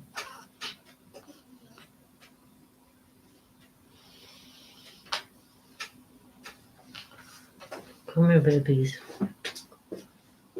Yeah. Don't slap me. honey, I'm sorry I disturbed your nap. I'm sorry. I'm sorry, bud.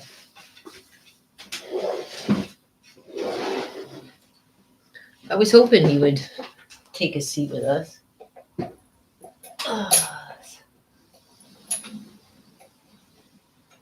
This is Pastetti Spaghetti. Hi, baby boy. Hi. Found that.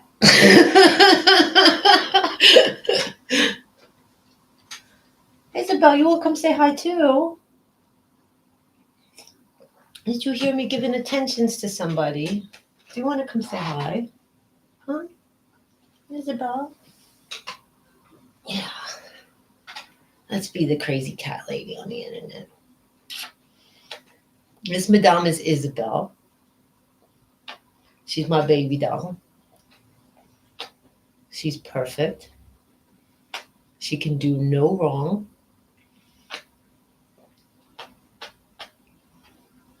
No babies? Yeah. And then there were 3 cats. Orange Boy is very spicy, and he's off sleeping somewhere.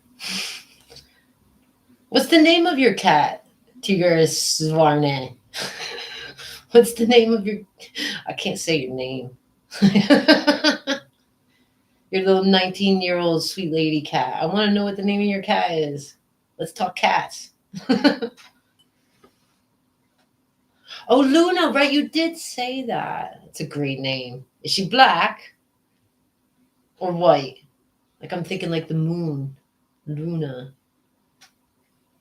You said tiger, didn't you? Didn't you say tiger up there? I'm getting lost in the Luna cat. Kitty bitties. Yeah. So this happens often when I'm painting. She likes to sit on my lap. And often I'll sit here and try to paint with her. And she'll move with me with like every move. I'll keep like one hand on her, one hand on the paintbrush, and just move around. And she will tolerate it for hours. She just wants to be near. Black, white, with short hair. Nice. Yeah, cats are the best. Cats are the best. Okay, babies. Let's see where we're at with these nips here. Let's see. We got cat there in the background. Don't have background music, but we got background cat. So background. Yeah, this.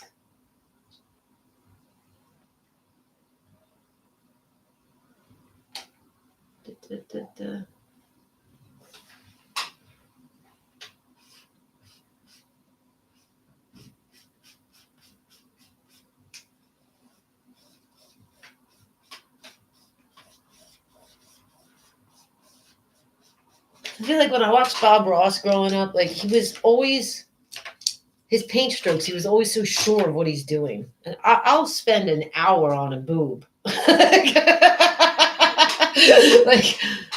I would watch Bob Ross. He would be like this and that, and with this brush and this stroke, and boom, he's got like a mountain range. And I will sit for way too long sometimes on little areas.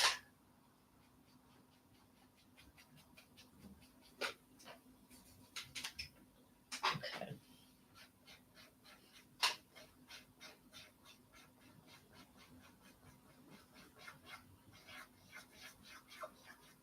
Yeah, now we're getting closer. Be a little brave. Gonna go in with a little pink on where I think I want those nipples to be. I've already lined them up with the light. I'm going in for it. I hope I don't regret this. Last time I placed the nips way too early and they ended up totally not being where I want them to be. I think we are in the area that we want to be for nip placement. So let's just go at it.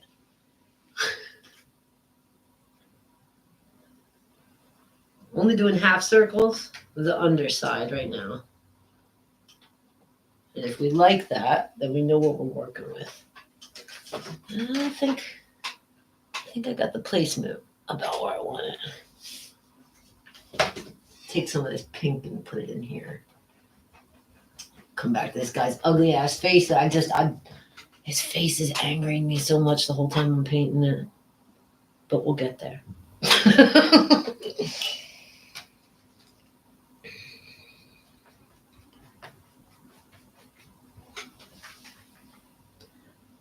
I think next time we do a live stream, I'll start something fresh from the beginning. Maybe I should try to pick something that's like simpler to do, like a landscape or something. And then because this is the second live stream where we're working on this one together. And she's nowhere near done. I feel like I got stuff placed where I want it. But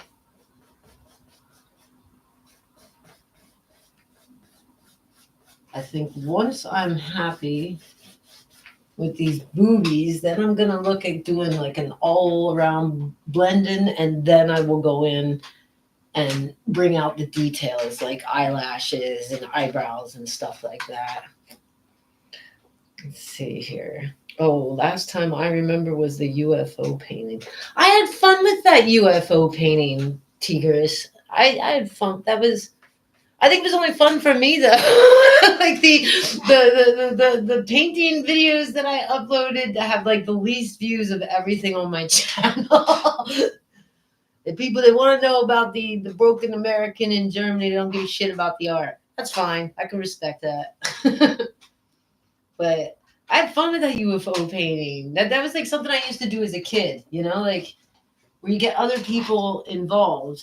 You could do that in a couple of ways, like have other people, everybody chime in with something to include in the painting. But as a nerd painter, something else fun is like start a drawing or a painting and then pass it to a friend and let them add something, but only for a certain amount of time. And then they hand it to someone else, and what comes out at the end. That's like what I was trying to do there. Like I was painting with my viewers was what I was looking at, like getting y'all to give me the ideas. I had fun with that. Y'all threw out some neat ideas. Someone threw out some Doctor Who shit. Those people don't understand. It's not about the painting, but the rambling in the process. When I sit here and paint, I often sit in silence. I mean, clearly, I'm live streaming this shit, so I have to communicate with y'all. So I'm trying. Hopefully, I'll get better the more that I do this. But I will sit here.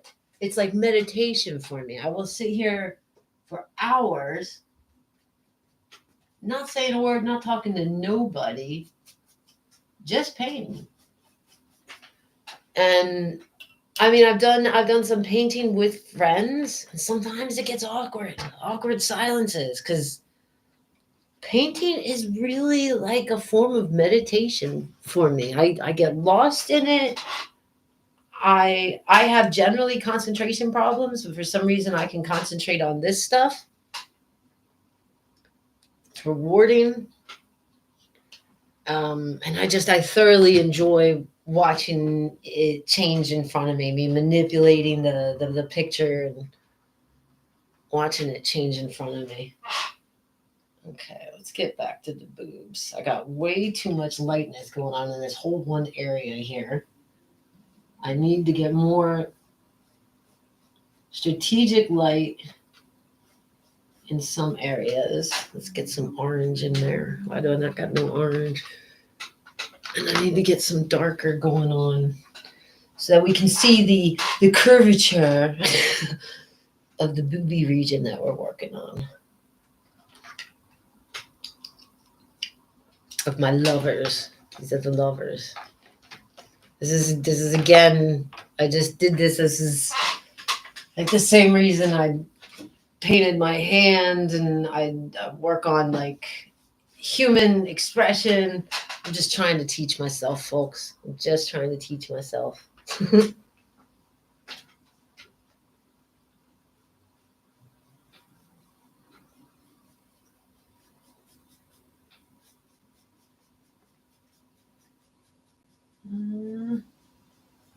Kind of wish I'd gone to like an art school and got some real training.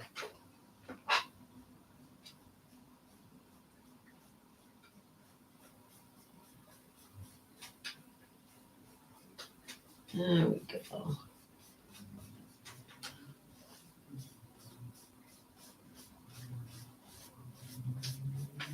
I'm just going to blend it together. I'm just bringing in like some orange so that when I come in with like the highlights, they really pop. And I can really bring out the curves. Let's see here. If I was like Bob Ross, I would be like, so we're working on some happy little boobs. Happy little boobs. And maybe right here, there is just a happy little nip. And a happy little nip. Don't worry if you don't get the circles perfect. There are no imperfect nips. Just happy little mistakes. Maybe I should do that. Maybe I should like put on a Bob Ross type personality the next time I do these live streamings. Would like to paint some minis again, but I'm too scared to check on my paint. I bet it's all dried up. You know, the company does that on purpose to you, Tiggers, right? They make the stupidest containers to hold the paint so that you're constantly having to buy them new again. Capitalism is a dick. Now we're starting to get some curvature in the booby area. It's a little more defined there. I'm gonna carry it up a little bit here. I like the orange. I should have used a little more orange on her. And I feel like the skin's gonna bunch where his. Trying to figure out how to represent like that his hand is kind of pushing. I think if I make it lighter here, yeah, carry it around.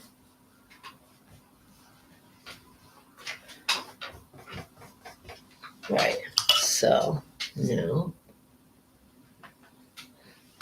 I'm going to touch on them nips again. I know they're almost completely disappeared. You just got to trust the process.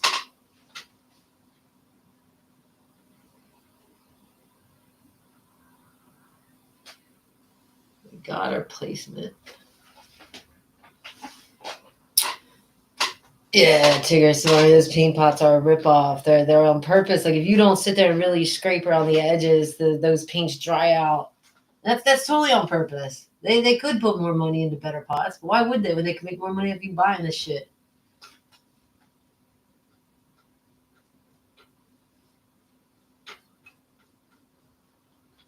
Dun, dun, dun. I feel like there we gotta connect it somehow there. We're getting there. Okay.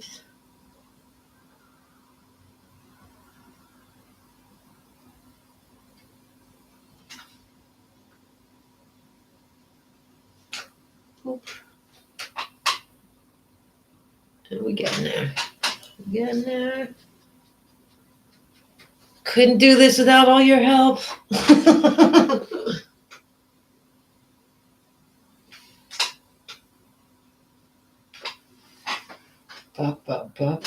And then I wanted to bring a curve here, so like that's got to come in, but then the boot goes up. You see what I'm saying? It's got to come in, and the boot goes like got to come in. I made it too straight. Just run that into her armpit, which are apparently shaven because I'm trying to do little hairs.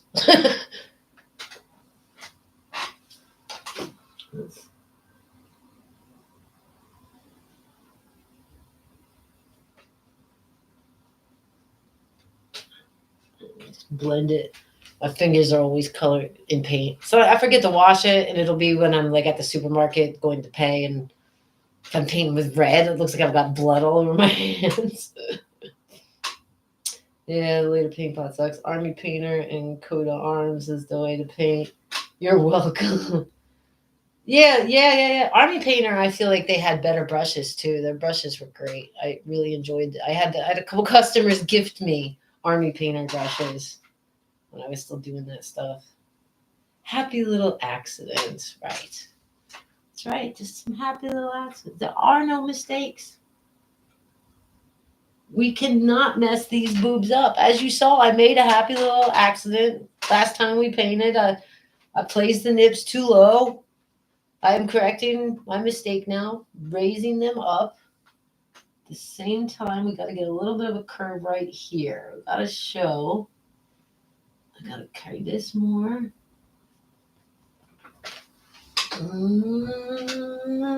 then I got to bring this.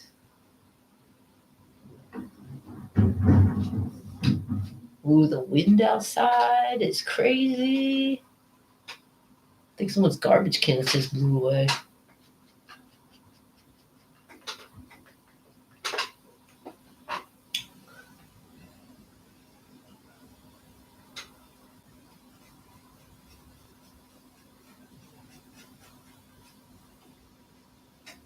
And I gotta make the outline not so hard. I feel like we're getting there. It's gonna take several layers. I feel like starting to get the shape I wanted. The shape. I know like the whole neckline way too red, all coming down here. This is all too red. But I'm gonna blend that in eventually. But I feel like the nips, we successfully raised them. They're about where I want them to be. That is not the finished product. That is just placement and beginning with some of the color. And now I need to try to get this curvature. I want a little bit of a curve there rather than I painted it like a straight line. The boob does not go in a straight line now. Damn it.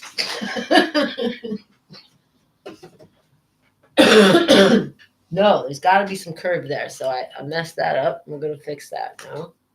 I'm just going to bring in a little bit of orange and a little bit of that apricot. And we'll carry from here down like that. That's is gonna go into the armpit. And then some of that I'm gonna have to bring that.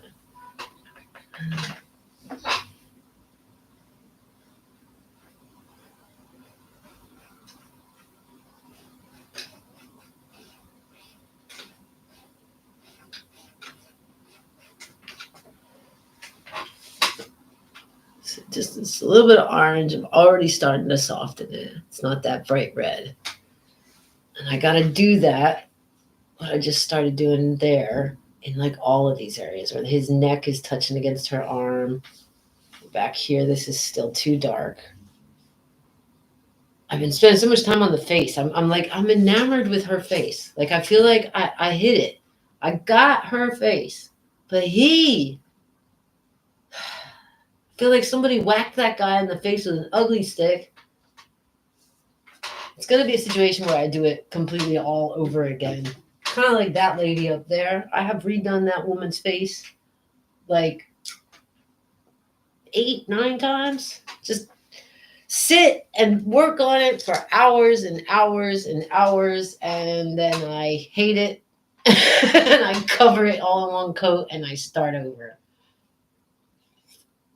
He looks like the late Michael Jackson. You think? I think the problem is I was trying what I'm trying to do here, what I'm failing at, because it's work in progress, no judging and saying it looks horrible. It's not done, jerk.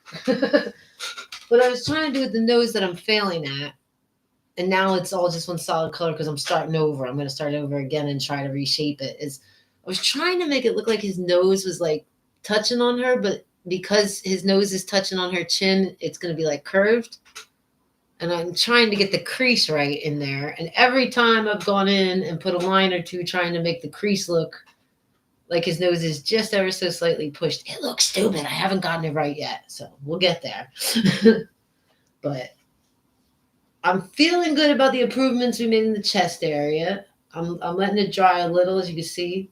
Boobage is still shiny, so I want to let it dry a little bit, and I'm going to come back in there with some of the brighter colors and make it be more like the rest, so that her skin is all uniform. But I feel like the reshaping that we did, the boob job that she got today, I feel was successful. We are in the area that we want to be.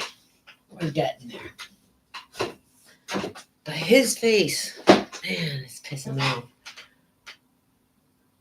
See, the thing is, I'm doing it freehand. Like when I did this angry yelling guy back here, I used an example. I used actually an example of a foosball fan, a soccer fan. I want to say for some English team. I was just looking for this expression of like rage, and I found a picture of some fan yelling like the gorillas that they are, "Ah!" And I used the picture to get the proportions right. I used my freehand in like the face and shit, but like just to figure out where I am placing the head in relation to like the shoulders and the neck, I use a photo, and it's quite helpful. I didn't used to do that. Like I said, I used to do all like abstract surrealistic, which is I just start laying the colors down and I'm having fun with it. But this teaching myself realistic has been tricky as F. And using a photo, what I've learned is very helpful. And this I just started freehand. I had this idea. I was looking at stuff that like historically speaking, like artists have done. There's things that they've like almost every artist has done. Like almost I feel like lots have done a landscaping picture, or like again the experimenting with my hand. Lots of artists I've also like experimented with like self-portraits. That's my face from the side. And it's doing these is sort of like an exercise. Like you're when I'm doing them, I'm learning, how my tools work, the paintbrushes, what the kind of shapes they're laying when I'm using them. But I'm also learning about like the depths and how to get the shapes and bring things out more to the front or blend them better into the back. So I went at this trying to go direction realistic. I went at this freehand, and I had the idea that I wanted his nose to be just ever so slightly, just like that, just like that. How I got my nose, that little, see here, there's like a line, and every time I tried to do it on his nose, it looks stupid. Tigris says I'm doing awesome. He can never do that. Thank you. I feel like he's doing awesome when he doesn't look like Michael Jackson. I'm definitely not trying to paint Michael Jackson. I started this one. I got the idea because I saw that historically a lot of artists have done a lovers scenario. Even if you just like Google artwork lovers, you'll find lots of paintings historically that have been done by many different artists in capturing this idea of lovers. And so I thought, okay, it's a good exercise for me. That's what I'm gonna try to do. Plus, I like painting boobs. So here we are. And I think every single one of you that have joined me today and listened to my ridiculous babbling while I paint, if any ads pop up, I would appreciate it if you watch them. It sounds silly, but it costs you nothing. And Google throws at me a whopping few cents when you watch an ad. But I again, still learning with the live stream when I was setting it up. I don't know what I'm doing here. And there is a way I can mess with the ads. And I thought I set them up to do every half hour. The last time I live streamed, I found another thing in the studio where I could choose like every 10 minutes, every 20 minutes. Honestly, I don't know what I clicked this time because I also just like skipped the last one. I think I set it up for like every half hour. Shit, we've already done 2 hours.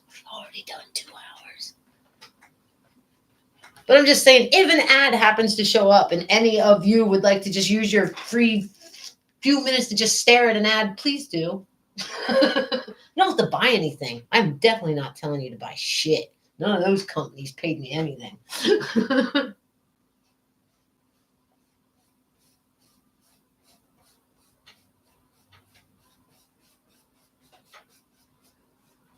Yeah, I'm more pleased with her boobs now than I was when we finished the last time.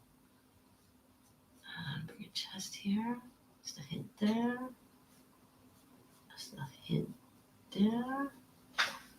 Back up. I always look at it from too close. A little like that. Yeah. Like that, yeah. And then this is light's gonna be hitting it here. Like way, but see, I don't want to do too much. Carry this up. Carry this up to the chest. Carry it up to the neck. Get rid of some of that obnoxious red that I've got too much of.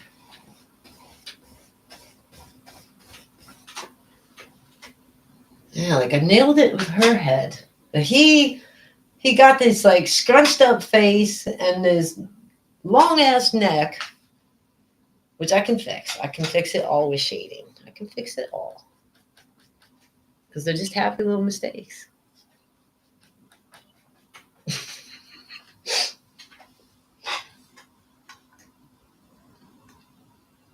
Holy cow, we got 6 people watching. 6 of the most awesome people on YouTube ever. Let's see, I did it again. I was just bitching about how it was too red where his fingers were touching the skin, and I went in and put red. Let's do the part I'm dreading. Let's do a little bit on his face because I hate his face so much. I went over this eye and this nose. They're just like blank right now because I hated them. So I'm going to go in and just try to get a little shape. I think part of my problem might be his eyebrows. They might be wrong too.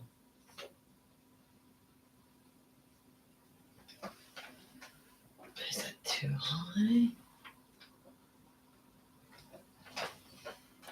His head's like cocked a little bit, so that's wrong. It's going to be like that. And then if the nose is like, it's like a little knick. That's way too much.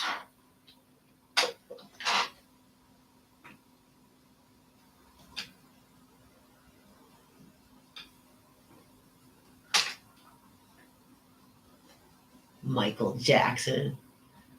Now I'm angry.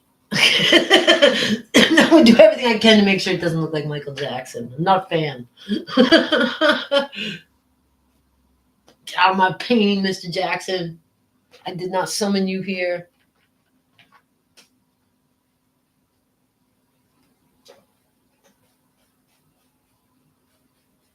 I don't think this is the kind of thing Michael Jackson was into. Whoa, I think I got some sunlight shining on my camera. I might have to move that.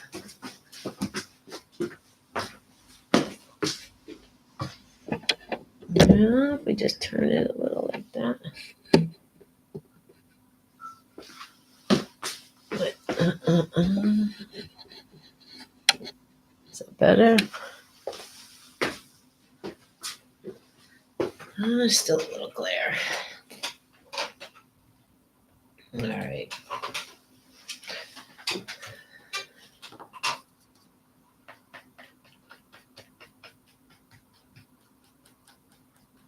I don't know. So I feel like I'm getting that awkward feeling because of the silence. Like I have to say something, but I'm just going to say something stupid or awkward.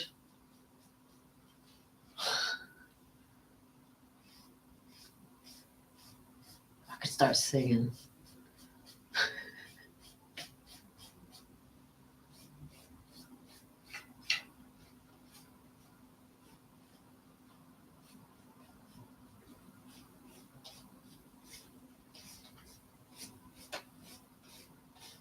Too dark back there. Too dark. The same thing with her hair. I'm pretty pleased with where I'm going with her hair. I hate his hair. I think maybe the problem is maybe this isn't a him. Maybe I need to make it into a female. I'm trying to make him masculine, and I'm not familiar with painting the masculine form because I've always enjoyed painting the female form. I'm sorry, men, but I find the female form just more fun to paint. And apparently I'm just not good at painting men. Why you men gotta be so tricky?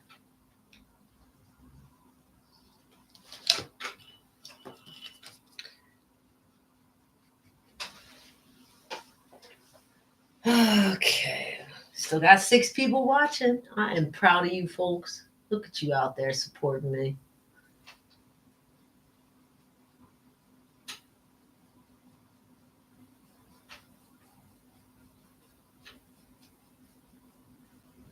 All right. Maybe I know it looks bad now, but I feel like I'm starting to get the shape I was going for there. And that's I need to bring the eye back a little. Right. Dry brush. Come in with the real light.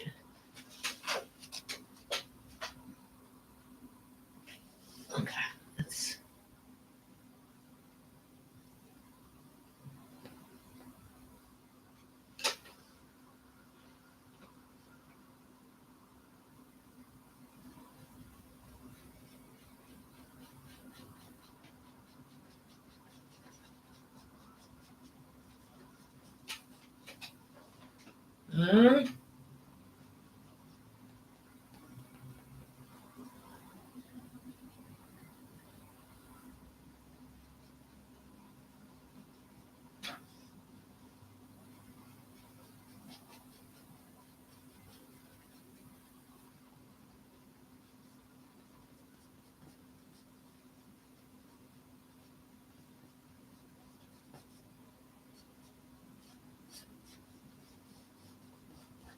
damn it. I did that wrong.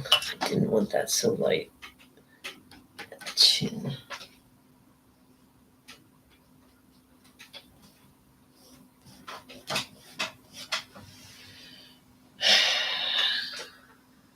Getting closer.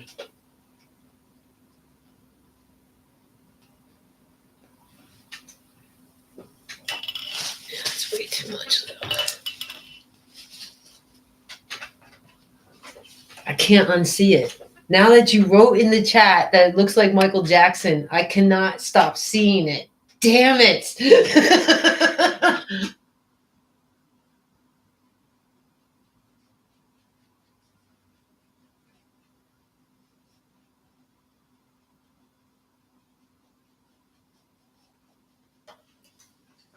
We're getting a little bit more shape and definition to his face. We're getting a little something there.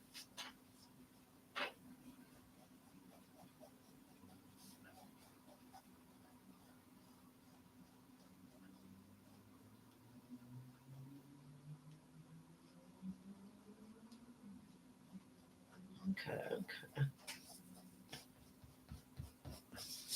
It's getting a little better.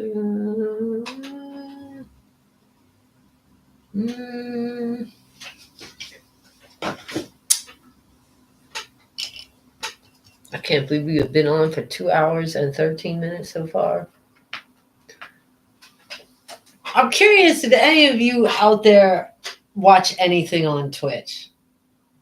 I toyed with the idea. I mean, I set up a Twitch channel. I've done absolutely nothing with it.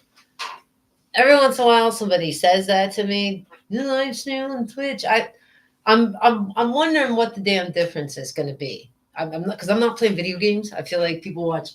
I don't know if you watch people gamble and do video games on Twitch, but I'm just curious. Any of y'all got an opinion on that? Like, is that something I should look into? Setting up like a Twitch channel, trying to live stream there. Opinions, commentary. If any of y'all got anything, let me know.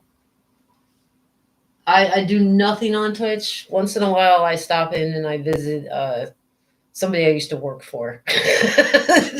This clown I used to work for is trying to, like, once a week he streams something, but they're just gambling. I don't. Who's watching gambling? Like, money is so tight right now. I think for so many people. Why are there people live streaming wasting money. What is that? Like, what is that? Really? Who goes, yeah, that's what we're going to do in the time of inflation and poverty? I don't get it. I feel like I've already said too much. Maybe I'm just old now to touch. But it really frustrates me to watch somebody like they're gambling, and I can see, for example, in their money pot or whatever, they've got like 1,000 euros they're just playing with. All I think of is how many people that 1,000 euros could help, and instead you're helping some shady ass company.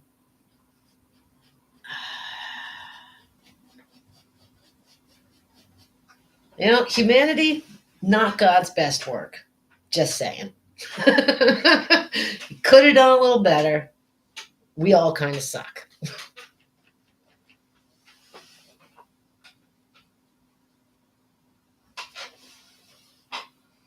So Thomas says, I don't care about Twitch either. It's more for gamers, I assume. Thomas says, making money while wasting it. Then they're not even making money. They're just like playing with their money. They lose a little, they win a little, they lose a little, win a little. And I'm wondering, like, I literally was watching it because I knew the person doing this. And I was curious to see what they were up to, wanted to show a little support. But I was sitting there and I'm really like, I started thinking, like, who is really watching this with great interest? Like, we know that gamers are watching people play other computer games, right? And perhaps if I do the painting more often and the algorithm sees that we're here and we're leaving comments, you know, you would think the algorithm would push me then on other people interested in painting. And so painters would be watching this. But I feel like the gambling, your target audience is people with a fucking illness. Like they have an addiction. Because it's not, I don't know. I don't know, maybe there are people that just like watching the blinky lights and the things going, and they like the little dopamine from the win, but it's not a win. You get nothing. I don't know. Left me with sort of an uncomfortable feeling, if I'm honest. I won't see me gambling on here, but I mean, yeah, I thought Twitch was just gaming too, and I think it is like primarily gaming, but it seems like quite a few people do other stuff. Apparently, there are people on there painting. There are people on there just chatting. All the same crap you see on YouTube. You know, live crime conversations and such like that. But it's just something I feel like I'm too old for it. I feel like they won't want me there. I feel like, and that's fine. It's fine. But I thought I would bring it up in case, you know, if enough people here were like, oh yeah, you should do that. Yeah, I checked out this and that one there, but like I don't get that kind of feedback. I feel like, I don't know, I feel like on Twitch specifically, the people that get lots of views are probably playing computer games. And I think that's what a lot of people are going there to look for. Not that people are coming on YouTube to watch some broken ass American paint. But I feel like YouTube is generally accepted that we can do almost anything here within the guidelines of keeping our monetization. You know, it's like it wouldn't be so abstract for somebody to be sitting here painting, just as the next channel is just somebody talking to you or somebody doing sports. Or I feel like YouTube is a little bit more. Tigger says, same with TikTok. Some of the people are just begging for money like e-beggars. Listen, we are in tough times right now, homie. Don't be annoyed by that. Nobody is putting a gun to your head and saying, you better tip me. Now, I know some of those shady folks, they'll try to lay guilt on you. The problem is you, dude. Don't let it bother you. Don't be affected by it. And honestly, maybe in this time of inflation where people are having a lot of freaking money problems, respect the hustle. That's somebody doing something. I'm running ads on this live stream. You know why? Because I am broke as Fudge. And I'm not on here begging, not yet, but that time's probably gonna come. I guess I can see how that could be a turnoff, but that's kind of a weird turnoff. Like honestly, that's some unless they're like a millionaire begging for your money, then they're just a jerk. Like the Catholic Church, you know, where you stand in like a gilded castle and tell other people to give their money to poor folks while you have enough possessions to cure hunger in Africa. But anyway, I'm saying, you know, some people are out here on the internet trying to make a buck. For me, what else can I do? I am broken. I literally can't work. Literally, these perfect Germans, these perfectionists, tested me and came to the conclusion, I did not, came to the conclusion that I, due to my disabilities, am physically unable to work more than 3 hours in a row, I think was what came out. I was fascinated that that was even a thing to do to somebody, but apparently. So that doesn't make me not want more in my life, you know? Like just because I'm forced to be limited because I had a stupid brain tumor that fucked up a lot of things in my body. The American brain, the hustler inside of me lays here and thinks, is this really true? Like, am I really now forced to live from such a limited income for the rest of my life? Like, there's just no other possibility. And the only thing I've come through with my issues is try to do something on the internet. You know, I've been overwhelmed in my life recently to the point that I haven't really been able to bring any new videos out, bring them to completion. I've been working on some of them, but really overwhelmed with life. Not so much my disabilities, but trying to get help with my disabilities here. And system is really, really, really, really, really difficult. So all I'm saying, Tiger, is Savannah's here. When you talk about people begging for money on the internet, you might want to look at yourself and ask why that bugs you. You know what I mean? Like it shouldn't bother you. I mean, they're clearly some rich douche that is just sitting there and begging and guilting you into giving them more riches.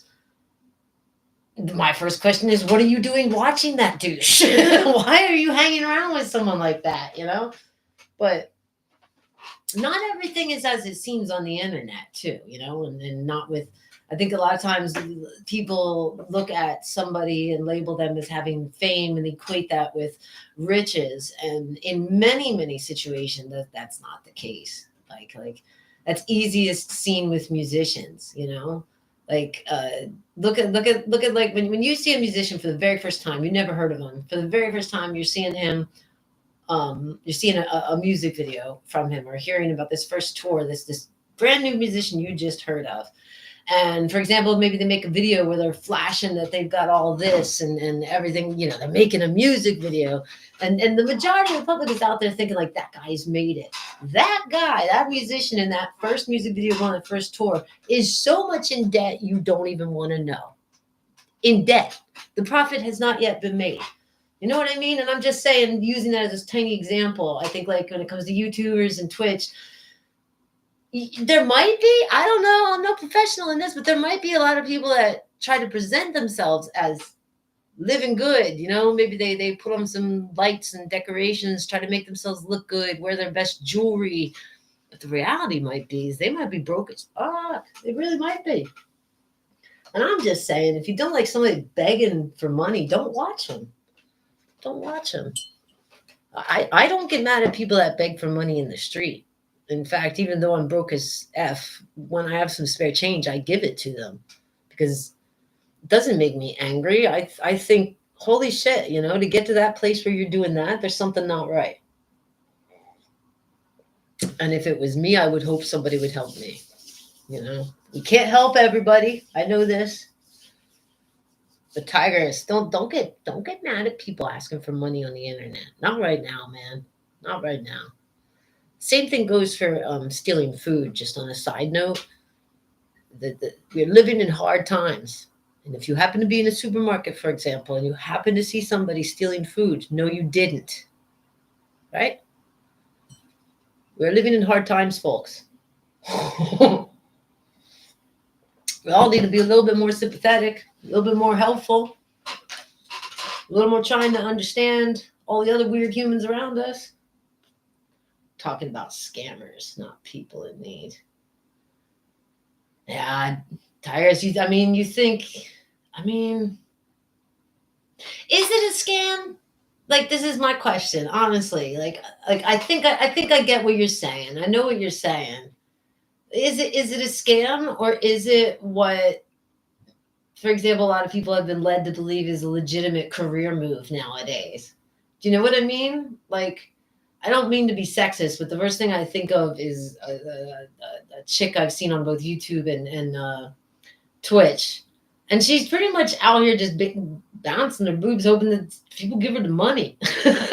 And my question, what I'm saying is that a scam per se, or is that just what a lot of society has been led to believe is nowadays a legitimate job? Like, on one side, if they're online and they're streaming and they're sharing with you conversation, their ideas, their personalities, their stuff, they're sharing a part of their life with you. Is that such a scam that they want to get something back for it? And I think the most important thing is that they're not like threatening you. You know what I mean? Like, nobody's putting a gun to your head and saying, "Give me your wallet." Not yet. Not yet, Tigers. I think worse on YouTube, rather than you talk about like people like scammers asking for money, are like I mean, look, you got like a lot of big famous Twitch and YouTube people, they'll back shady companies, or like the whole cryptocurrency thing, and they'll get behind companies before those companies are really legitimate, ready, good to go, with good intentions, and end up ripping off their customers, telling their customers, go buy this product. I think that's more of a scam. I think somebody that's sitting there and just being like, "Give me money, give me tips."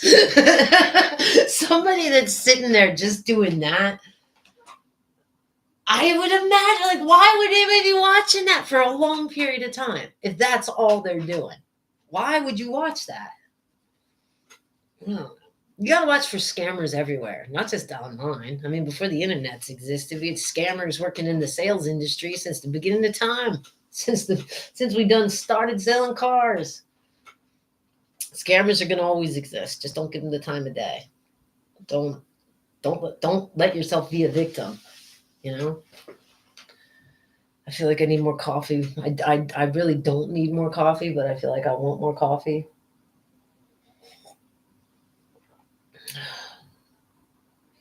I shouldn't drink more coffee. Here's what we're gonna do. I'm gonna make one more cup. Maybe I take a smoke break. We're gonna chat a little bit longer. We've already done 2.5 hours. I'm really surprised at that. I was wondering for how long it goes on. I watch this live stream news channel sometimes, and he made a comment once that if you live stream for too long, like, YouTube kicks it off. So I was curious how long I could let this run, and if I'd run into any interference. But yeah, I'm about hitting my 3-hour limit. I'm gonna make another coffee. I'll come back. We'll do a little bit more chatting. It's probably best I let this dry, although my attention deficit self will probably pick at it a little bit. But I'll get another coffee. I'll come back. Maybe I'll take a little smoke break. We'll chat a little bit longer. Maybe we'll do like another half hour. Thomas, you're in charge.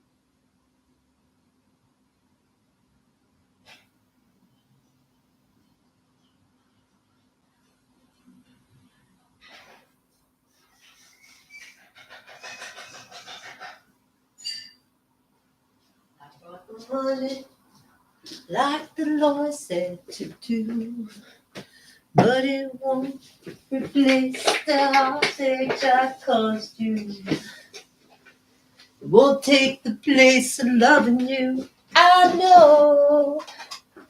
One cup of coffee, then I go.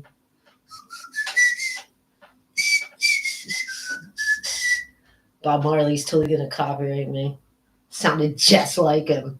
All right, Thomas. Was the class well behaved? I put you in charge when I left. I hope everybody was well behaved. I hope we all respected Thomas. All right, so I got at least two of you chit-chatting with me here. So let's talk about it. Your opinion matters. I'm talking to you, Thomas, and I'm talking to you, Chigor's the burning name I cannot pronounce properly. Give me some opinions here. I know I am doing this on a stupid day and time. It's the middle of the week. It's 1 p.m. now. I think I started at like 10:30 in the morning. I'm just wanted to like test the waters with when I feel like painting. Like I usually generally feel my best earlier on in the day. I start getting more tired, dizzy, and all that crap towards the end of the day. The longer life goes on, I start to feel worse. So my question for those of you that are here and chit-chatting, you got any ideas? Any recommendations? Should I do this more on weekends? Should I do this more at nights? Should I come on with a topic ready and just talk the whole time? Is it okay when I just sit here and just paint? Opinions? Thoughts? Anything? Anything at all from you folks? Is this okay? I appreciate you, you know? I didn't expect a lot of people. Like, I'm really pleased to get, just like last time, it was like max 6, 7, 8. You know, people come, people go, people come, people go. I'm cool with that. With no promotion and no preparation, that's fine. But I'm thinking I need to try to make myself do this more regularly. As long as I'm not like getting content done and uploaded for you folks, like I want to try to do this, at least put something into my channel and yeah, still like keep in touch with you folks. I like you folks. Glaube, so wie du es jetzt machst, ist am besten, denn das wirst du.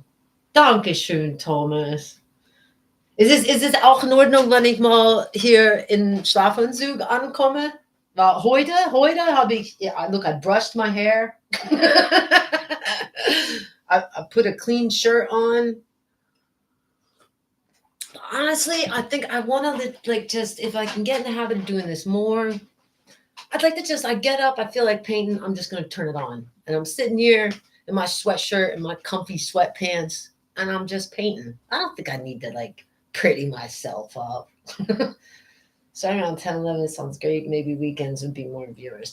Yeah, I think on weekends would be more viewers, but for the moment, well, right now I'm just trying to get myself to do it more often. Again, with the idea that the more that I do this, the more the algorithm will push it, the more chance that I'll get the possibility to make a few cents off of the ad revenue. You know what I'm saying? Which I know Tiger's already say doesn't want to hear beggars, but I'm broke. So I can use that ad revenue. Anything. With the thing with the weekends and the evenings, I mean, of course, if I do that shit, I'm going to have more viewers. But the problem is at the moment, I live with my son. We're roommates. we do a big A here. And two people on the internet. German internet is garbage. It's garbage. I don't know how y'all can be so damn good at fucking astrophysics and ordnung, but you can't figure out the damn internets. So, like, that's what I'm saying is when someone else is in the house here with me and using the internets, I'm worried that the live stream is going to get laggy. It's not going to be good enough to like see, follow, hear, whatever. I don't know, but I will try it. I will try it. How about you?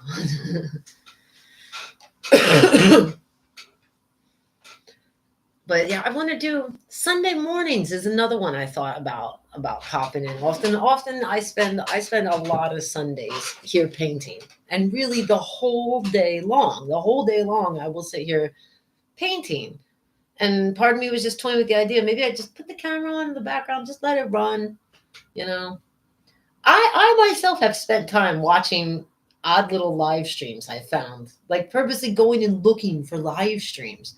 Something is very strange though with like what YouTube recommends us. I think it's very limited because when I go to look for live streams, it like shows me maybe five.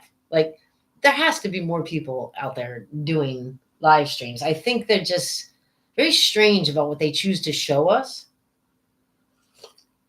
And I feel like unless I got the name of somebody, I might not be recommended it. Smaller ones, but I have come across some live streams where you're just kind of watching what the person's doing in their apartment or whatever. Even just cats. There's some cat live streams I've watched for hours.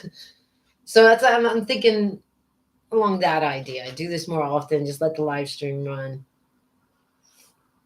But if I start to do it more regularly, I'd like to think like I can just come on here in my comfy pants, my comfy sweatshirt. I can do whatever I want. Oh man. I'm not so social that much these days. So I feel like this is good practice for me to try to become a social person again. But honestly, I feel like being social is kind of overrated, just a little bit. I spent many years being quite an extrovert, social butterfly, if you will.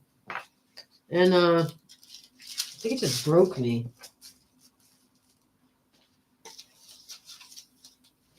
Not really interested in being super social and going out, but meeting with you all here feels much safer. Very good for my social anxiety. I wonder if the rain is going to stop today. It looks like it's taking a break. Which when the rain takes a break here, I feel like that's exactly when I should be quick running to the supermarket, you know? I'll be right back.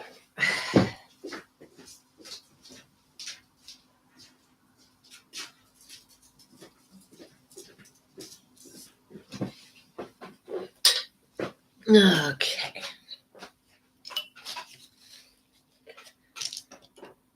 So quite honestly, I feel like we got some stuff done today. We had quite a few conversations. YouTube is that. You handsome boy. We successfully did a little bit of a boob job here today. We're nowhere near done. But I feel like we raised the nips, and I think we've got them to where they need to be at this point. We've got the nips placed where they need to be. So now I just need to define them a little bit more. And his face, I still hate it. I still hate his damn face. I'll get there. But I'm hating him. Background Kitty does make everything better. His name is Bastet. Do you know this name, Bastet? Bastet was an Egyptian goddess. But he's a boy, but he identifies as an Egyptian goddess. Bastet. I just always thought Bastet was such a cool name, and it's a perfect name for a cat. And he responded to it immediately, so he accepted his name. I can't believe I just found him. He's such a sweetie. Good terms.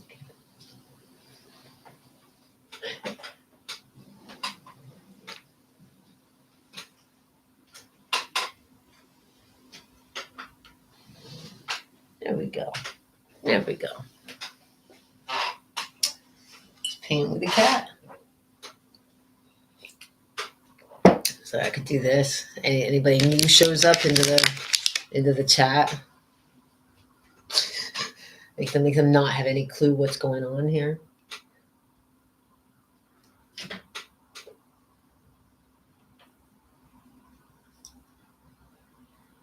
Paint you.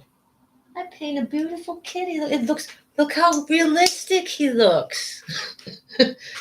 I'm getting so good at the realism. Oh, he's such a nice, pretty kitty. Now I'm living up to my crazy cat lady reputation. I'm fine with that. I'm fine with that. He's a good boy. Yeah, he's a good boy. We did some art today, was that? You co-starred? You did a good job. You're earning your keep. You earn your keep around here. That is some hyper-realistic kitty painting. And you'll only get that here on Call Me Armstrong on YouTube. I challenge you to find another live streamer who can paint a cat like I can. Look, watch. With a simple stroke, it'll look like it even moves. Watch. No? Okay, maybe not. See? That's all trick of the eye. That's all shading and blending. That's all that is. Some of you all look at this and you're like, that's a real cat. Shut up. What do you know about art? So realistic, you know? We gotta get some highlights in. So, some highlights in. And then I'll see. That was a tricky move. I can't teach you all how to make it look like the paw moves.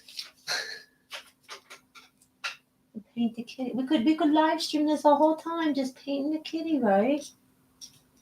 You don't want to? You want to hold it? We give him a paintbrush. Sometimes they like to hold paintbrushes. He eats them. He doesn't eat them, but he likes to chew on the hairy parts of them. Because I have like a mug here. I'm Krug Stein. Which one is that? Schweinfurt. But I keep my paintbrushes in it. He will come and he will like rub his face on all the brushes. No, he like the little hairy parts. Maybe he's cleaning his teeth. I don't know.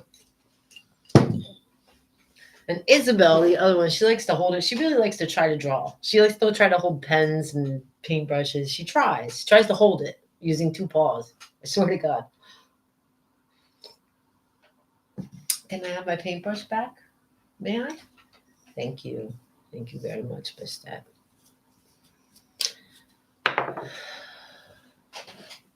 He's a good boy. So we let the paint dry. Move this back. I'll bring my homie in a little closer. Hi, cutie. Hi.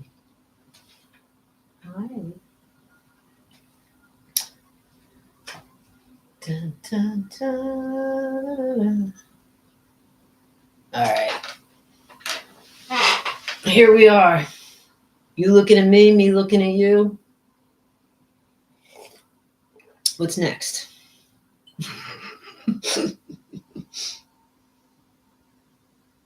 I mean, this is good enough. This is the Comfy Black Kitty live stream. He's such a good boy. He's such a good boy.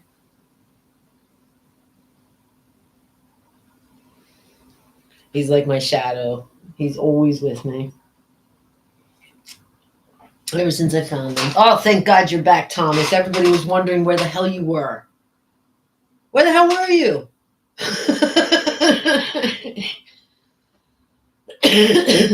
You missed it. I just painted a whole cat here. That looks realistic. I did that. It's just like little painting. Be so warm and fuzzy. Great. Now I can go. Be right back. Damn it. You two are the only ones talking to me. You can't leave me. Lunch. Oh, you did lunch. All right. That's fair enough. I should probably do some of that. I should probably eat something. I should. I got a little pork and sauerkraut. Ein bisschen braten and sauerkraut. I think I'm going to make up in a little bit. I do appreciate the few of you that joined me here today. Anybody got any ideas for what I should paint next time? I got 3 blank canvases here, plus a couple others that I've like covered over. So I'm open to hearing any ideas. Maybe I could make an attempt next time on painting. If I knew there were going to be more people here, I would like to do that where I just take suggestions from y'all when I'm doing it. Make it, again, interactive painting together. For now, it's just me and my cat painting. Me and him.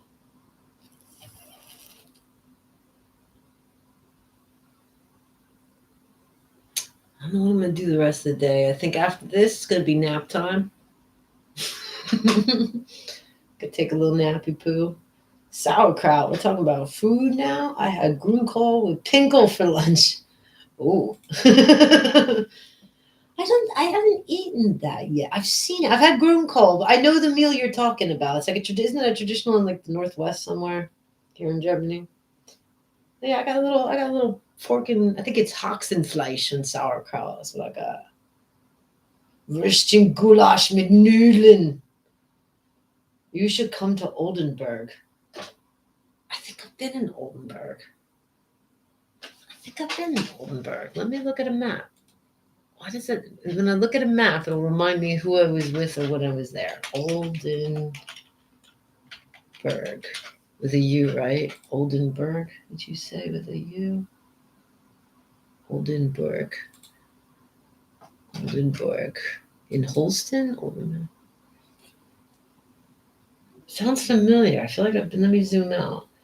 Okay, you're up near Bremen. I've definitely been in that area bunches of times. Oldenburg is a city in northwest Germany. The Central Horst Janssen Museum displays works with a 20th century artist. Okay.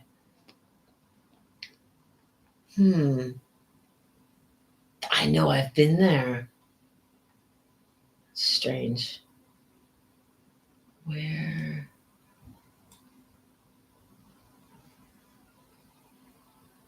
You're right next to Bremen, but I don't.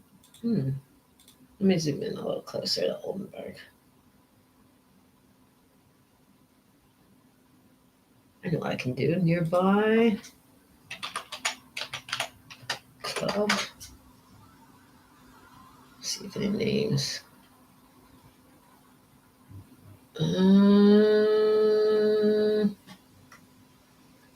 Pretty sure I've been there, but I can't remember, and I don't see a name of a club I remember. Sometimes if I look at the names of the bars in the town, I can go, oh, that's where I was.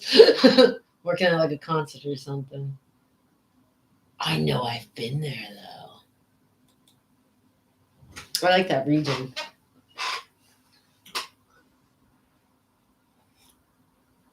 Was macht der Hund immer noch Hochwasser aufs Deich? Sind weich wie Pudding. Deiche sind weich wie Pudding. It's fun to say. Fallen had Glück gehabt. Yeah, I'm a little surprised we didn't get hit with the flooding with really the amount of rain that we've had here. Like, I thought for sure I was gonna see some more flooding. Like, wasn't that just like a year or two ago here in North Rhine-Westphalia where like some whole towns were like wiped away and shit from flooding? I was worried we were going to see flooding with all this rain we've been having. It's just been an absolutely ridiculous amount of rain here. And as I'm talking to you, like about an hour ago, I said I see some blue sky, which we haven't been having in a long time. That blue sky is gone. It's back to German gray. Oh, the German shade of gray. It's very gray. Which means it's just probably going to start raining again. I think it's all week again here. Was that 2021? Was that 2021? God damn, time flies. I guess that was a while ago. I mean, I feel like it's just going to get worse, right? We're in a climate crisis, right? Like, I feel like the shit ain't going to get better. We're going to see more crazy weather. Time really does. It's moving real quick.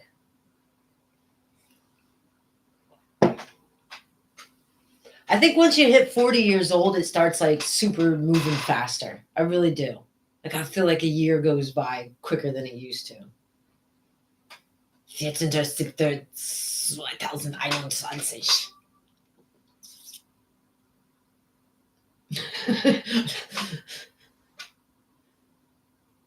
I'm just giggling because I'm just thinking like if there's like English speakers that pop in here and I'm just like yelling things out. Did you ever notice that often when I speak German, I immediately go to this angry tone? Like all I did was read the date, the 14th of what is that? 14th of July, 2021. 14. Juli 2021. I feel like when I speak German, I always want to use an angry tone. It just sounds better. It just sounds right. It just feels right. Well, happy birthday. You turn 40 soon. Yeah, I don't know. I'll tell you as an old lady, I'll tell you some little things I noticed. I noticed that 30 was the first time in my life that I realized my metabolism changed. Like I've always had a really quick metabolism. Like I could eat like a man and it's just I use it, the power. But around 30, I was living in Bavaria and I was eating a lot of fatty foods and I was loving the Hefeweizen. And yeah, like the first time in my life, jeans started getting a little tight, face started getting a little puffy, but more importantly, around 30, the hangovers change. The hangovers change and it doesn't get much better as you get older. I rarely drink now. Like I'll drink a Rodler, but yeah, it's no fun getting older. Tiger says, "How long do you live here? Did you just congratulate me?" Oh, right. I broke the German cardinal rule where I'm not allowed to wish you a happy birthday too early. God damn it. It's a lot of pressure. What if I don't see you, Tigress? What if I don't see you on your birthday? Where I come from, it's fine to wish it in advance if you think there's a chance you might not see the person on that day. And I know you Germans think that if we wish you in advance, you'll be cursed, but I'm telling you that's wrong. That's fake news. That's German propaganda. You can wish someone a happy birthday early and no harm, no foul. In fact, it's quite the opposite intentioned. We just want to wish you a happy birthday early, and we may not see you. But you asked, how long do I live here? Yeah, you're asking, I know. That's breaking a German cardinal rule. I moved here in 2001. I learned all your rules. I played all your games. I tried to acclimate, and now I'm just doing what the fuck I want.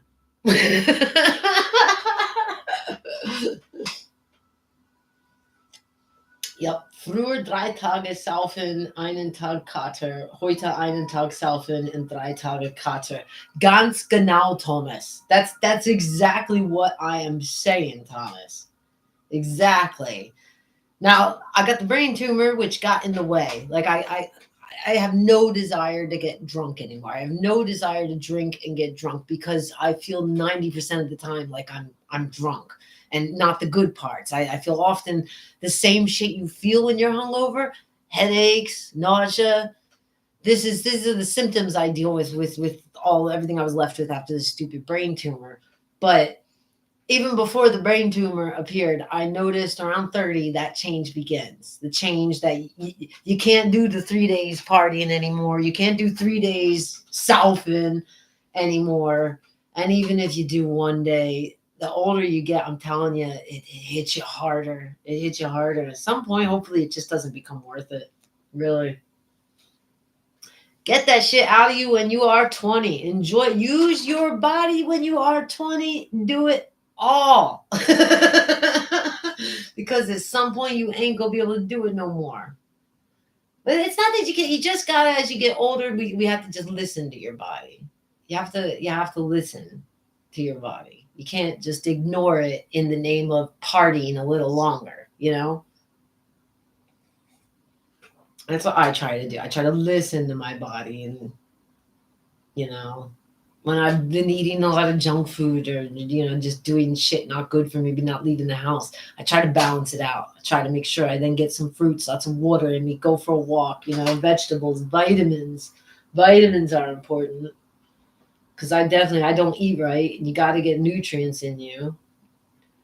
And I think also it's important that we work really hard at keeping our immune systems strong. I think it's another factor of all this climate change shit, that environments for weird ass viruses, and it's just the world is changing right now, and if you want to survive, you got to try to make yourself strong. That means fit. And that probably could mean a little less alcohol, you know. A little bit more healthy stuff, trying to make yourself stronger to fight whatever comes at you, whether it's a new virus or a freaking tsunami, because the world is just in chaos. But yeah, so you're about to turn 40. Are you doing for your 40th birthday, Tigers? Are you gonna do the German thing and spend too much money for your own birthday so that you can feed and give drinks to other people for your own birthday, and so that you can serve them and clean up after them for your own birthday? Are you doing the German thing on your 40th birthday? It's a round number, as I understand your culture, because it's a round number. You should be spending money, time, and energy on other people. Y'all get ripped off over here on your birthday. You know that, right? Don't do that shit. Don't do that shit. Only taking my parents and best friend for dinner. Now, see, that's sweet. That's sweet. That's nice. That's nice. But see, like, why do you take them? It's really the opposite where I'm from. I'm not saying in America every American gets everything given to them on their birthday, but the chances are more likely that somebody would take me out on my birthday, come and visit me, buy me dinner for my birthday, because it's a gift, because it's my birthday. And in Germany, it's like your birthday comes with responsibilities and costs. It's a fucking ripoff. I did it. I turned 30 when I moved here, and I did that game. Don't do it, Tigress. Don't just parents and best friend, good. But anybody else watching this, if you're in Germany here and you're playing along with this culture and tradition that on the round numbers of your birthdays, you're supposed to spend all kinds of money and play fucking housekeeper, servant, and waitress to everybody you know, you're getting ripped off. It's your day. Do what you want on your day. What I did it once. It was a waste of money. I thought it was very stupid. It was too formal. It wasn't fun. It wasn't what I wanted for my birthday. And after that, I started going to Amsterdam every year on my birthday. And I told any German that wanted to celebrate with me on my birthday, well, they better buy a train ticket to Amsterdam. I will never do it again the German style where I got to pay for everything. And it's just way too much work. For what? It's my day. I would rather sit at home and see nobody. At least I don't have to clean up after him. He says, but my buddy will celebrate big later that year, and all my other friends will be there too, so I join in, of course. Yeah. Yeah, but I mean, a celebration's one thing. You're doing it together and all your friends, and you got the help. I just don't get the concept of the birthday person having to do everything.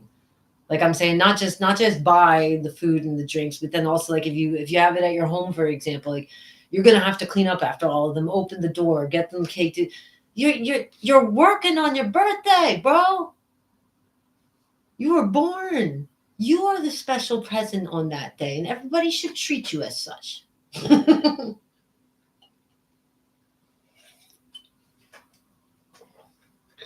All right, we've done 3 hours, folks. Done 3 hours. I got a total of 5 likes. If you haven't clicked the like button yet, I would appreciate it if you did. I think we're going to draw this down to an end. Unless somebody has something important that you wish to bring up in the chat, I will be happy to discuss or answer it with you. But other than that, I think me and my kitty are going to go cuddle a little bit. We'll go cuddle. He's a cuddle buddy. No, he likes to cuddle. Yeah. This was fun. Werbung läuft gerade. Okay, well then I'll wait. I'll wait.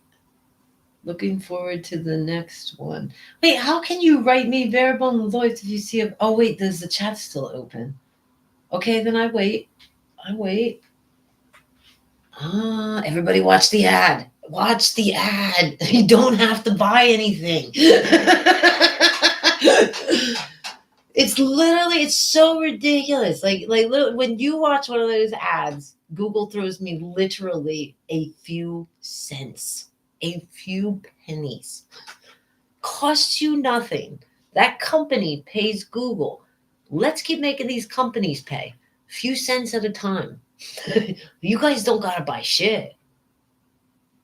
Oh, I'm glad to hear you're looking forward to the next one. Well, I hope you guys are here. I love seeing names I know. That makes me feel comfortable doing this stuff. And I'm glad we had quite a few people pop in. I say quite a few for me. Like at one point we had 6, 7, 8 people. We got 6 likes now.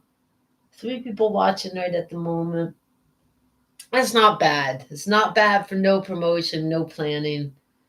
Just a broken girl painting with her cat. Yeah. He's bored with it.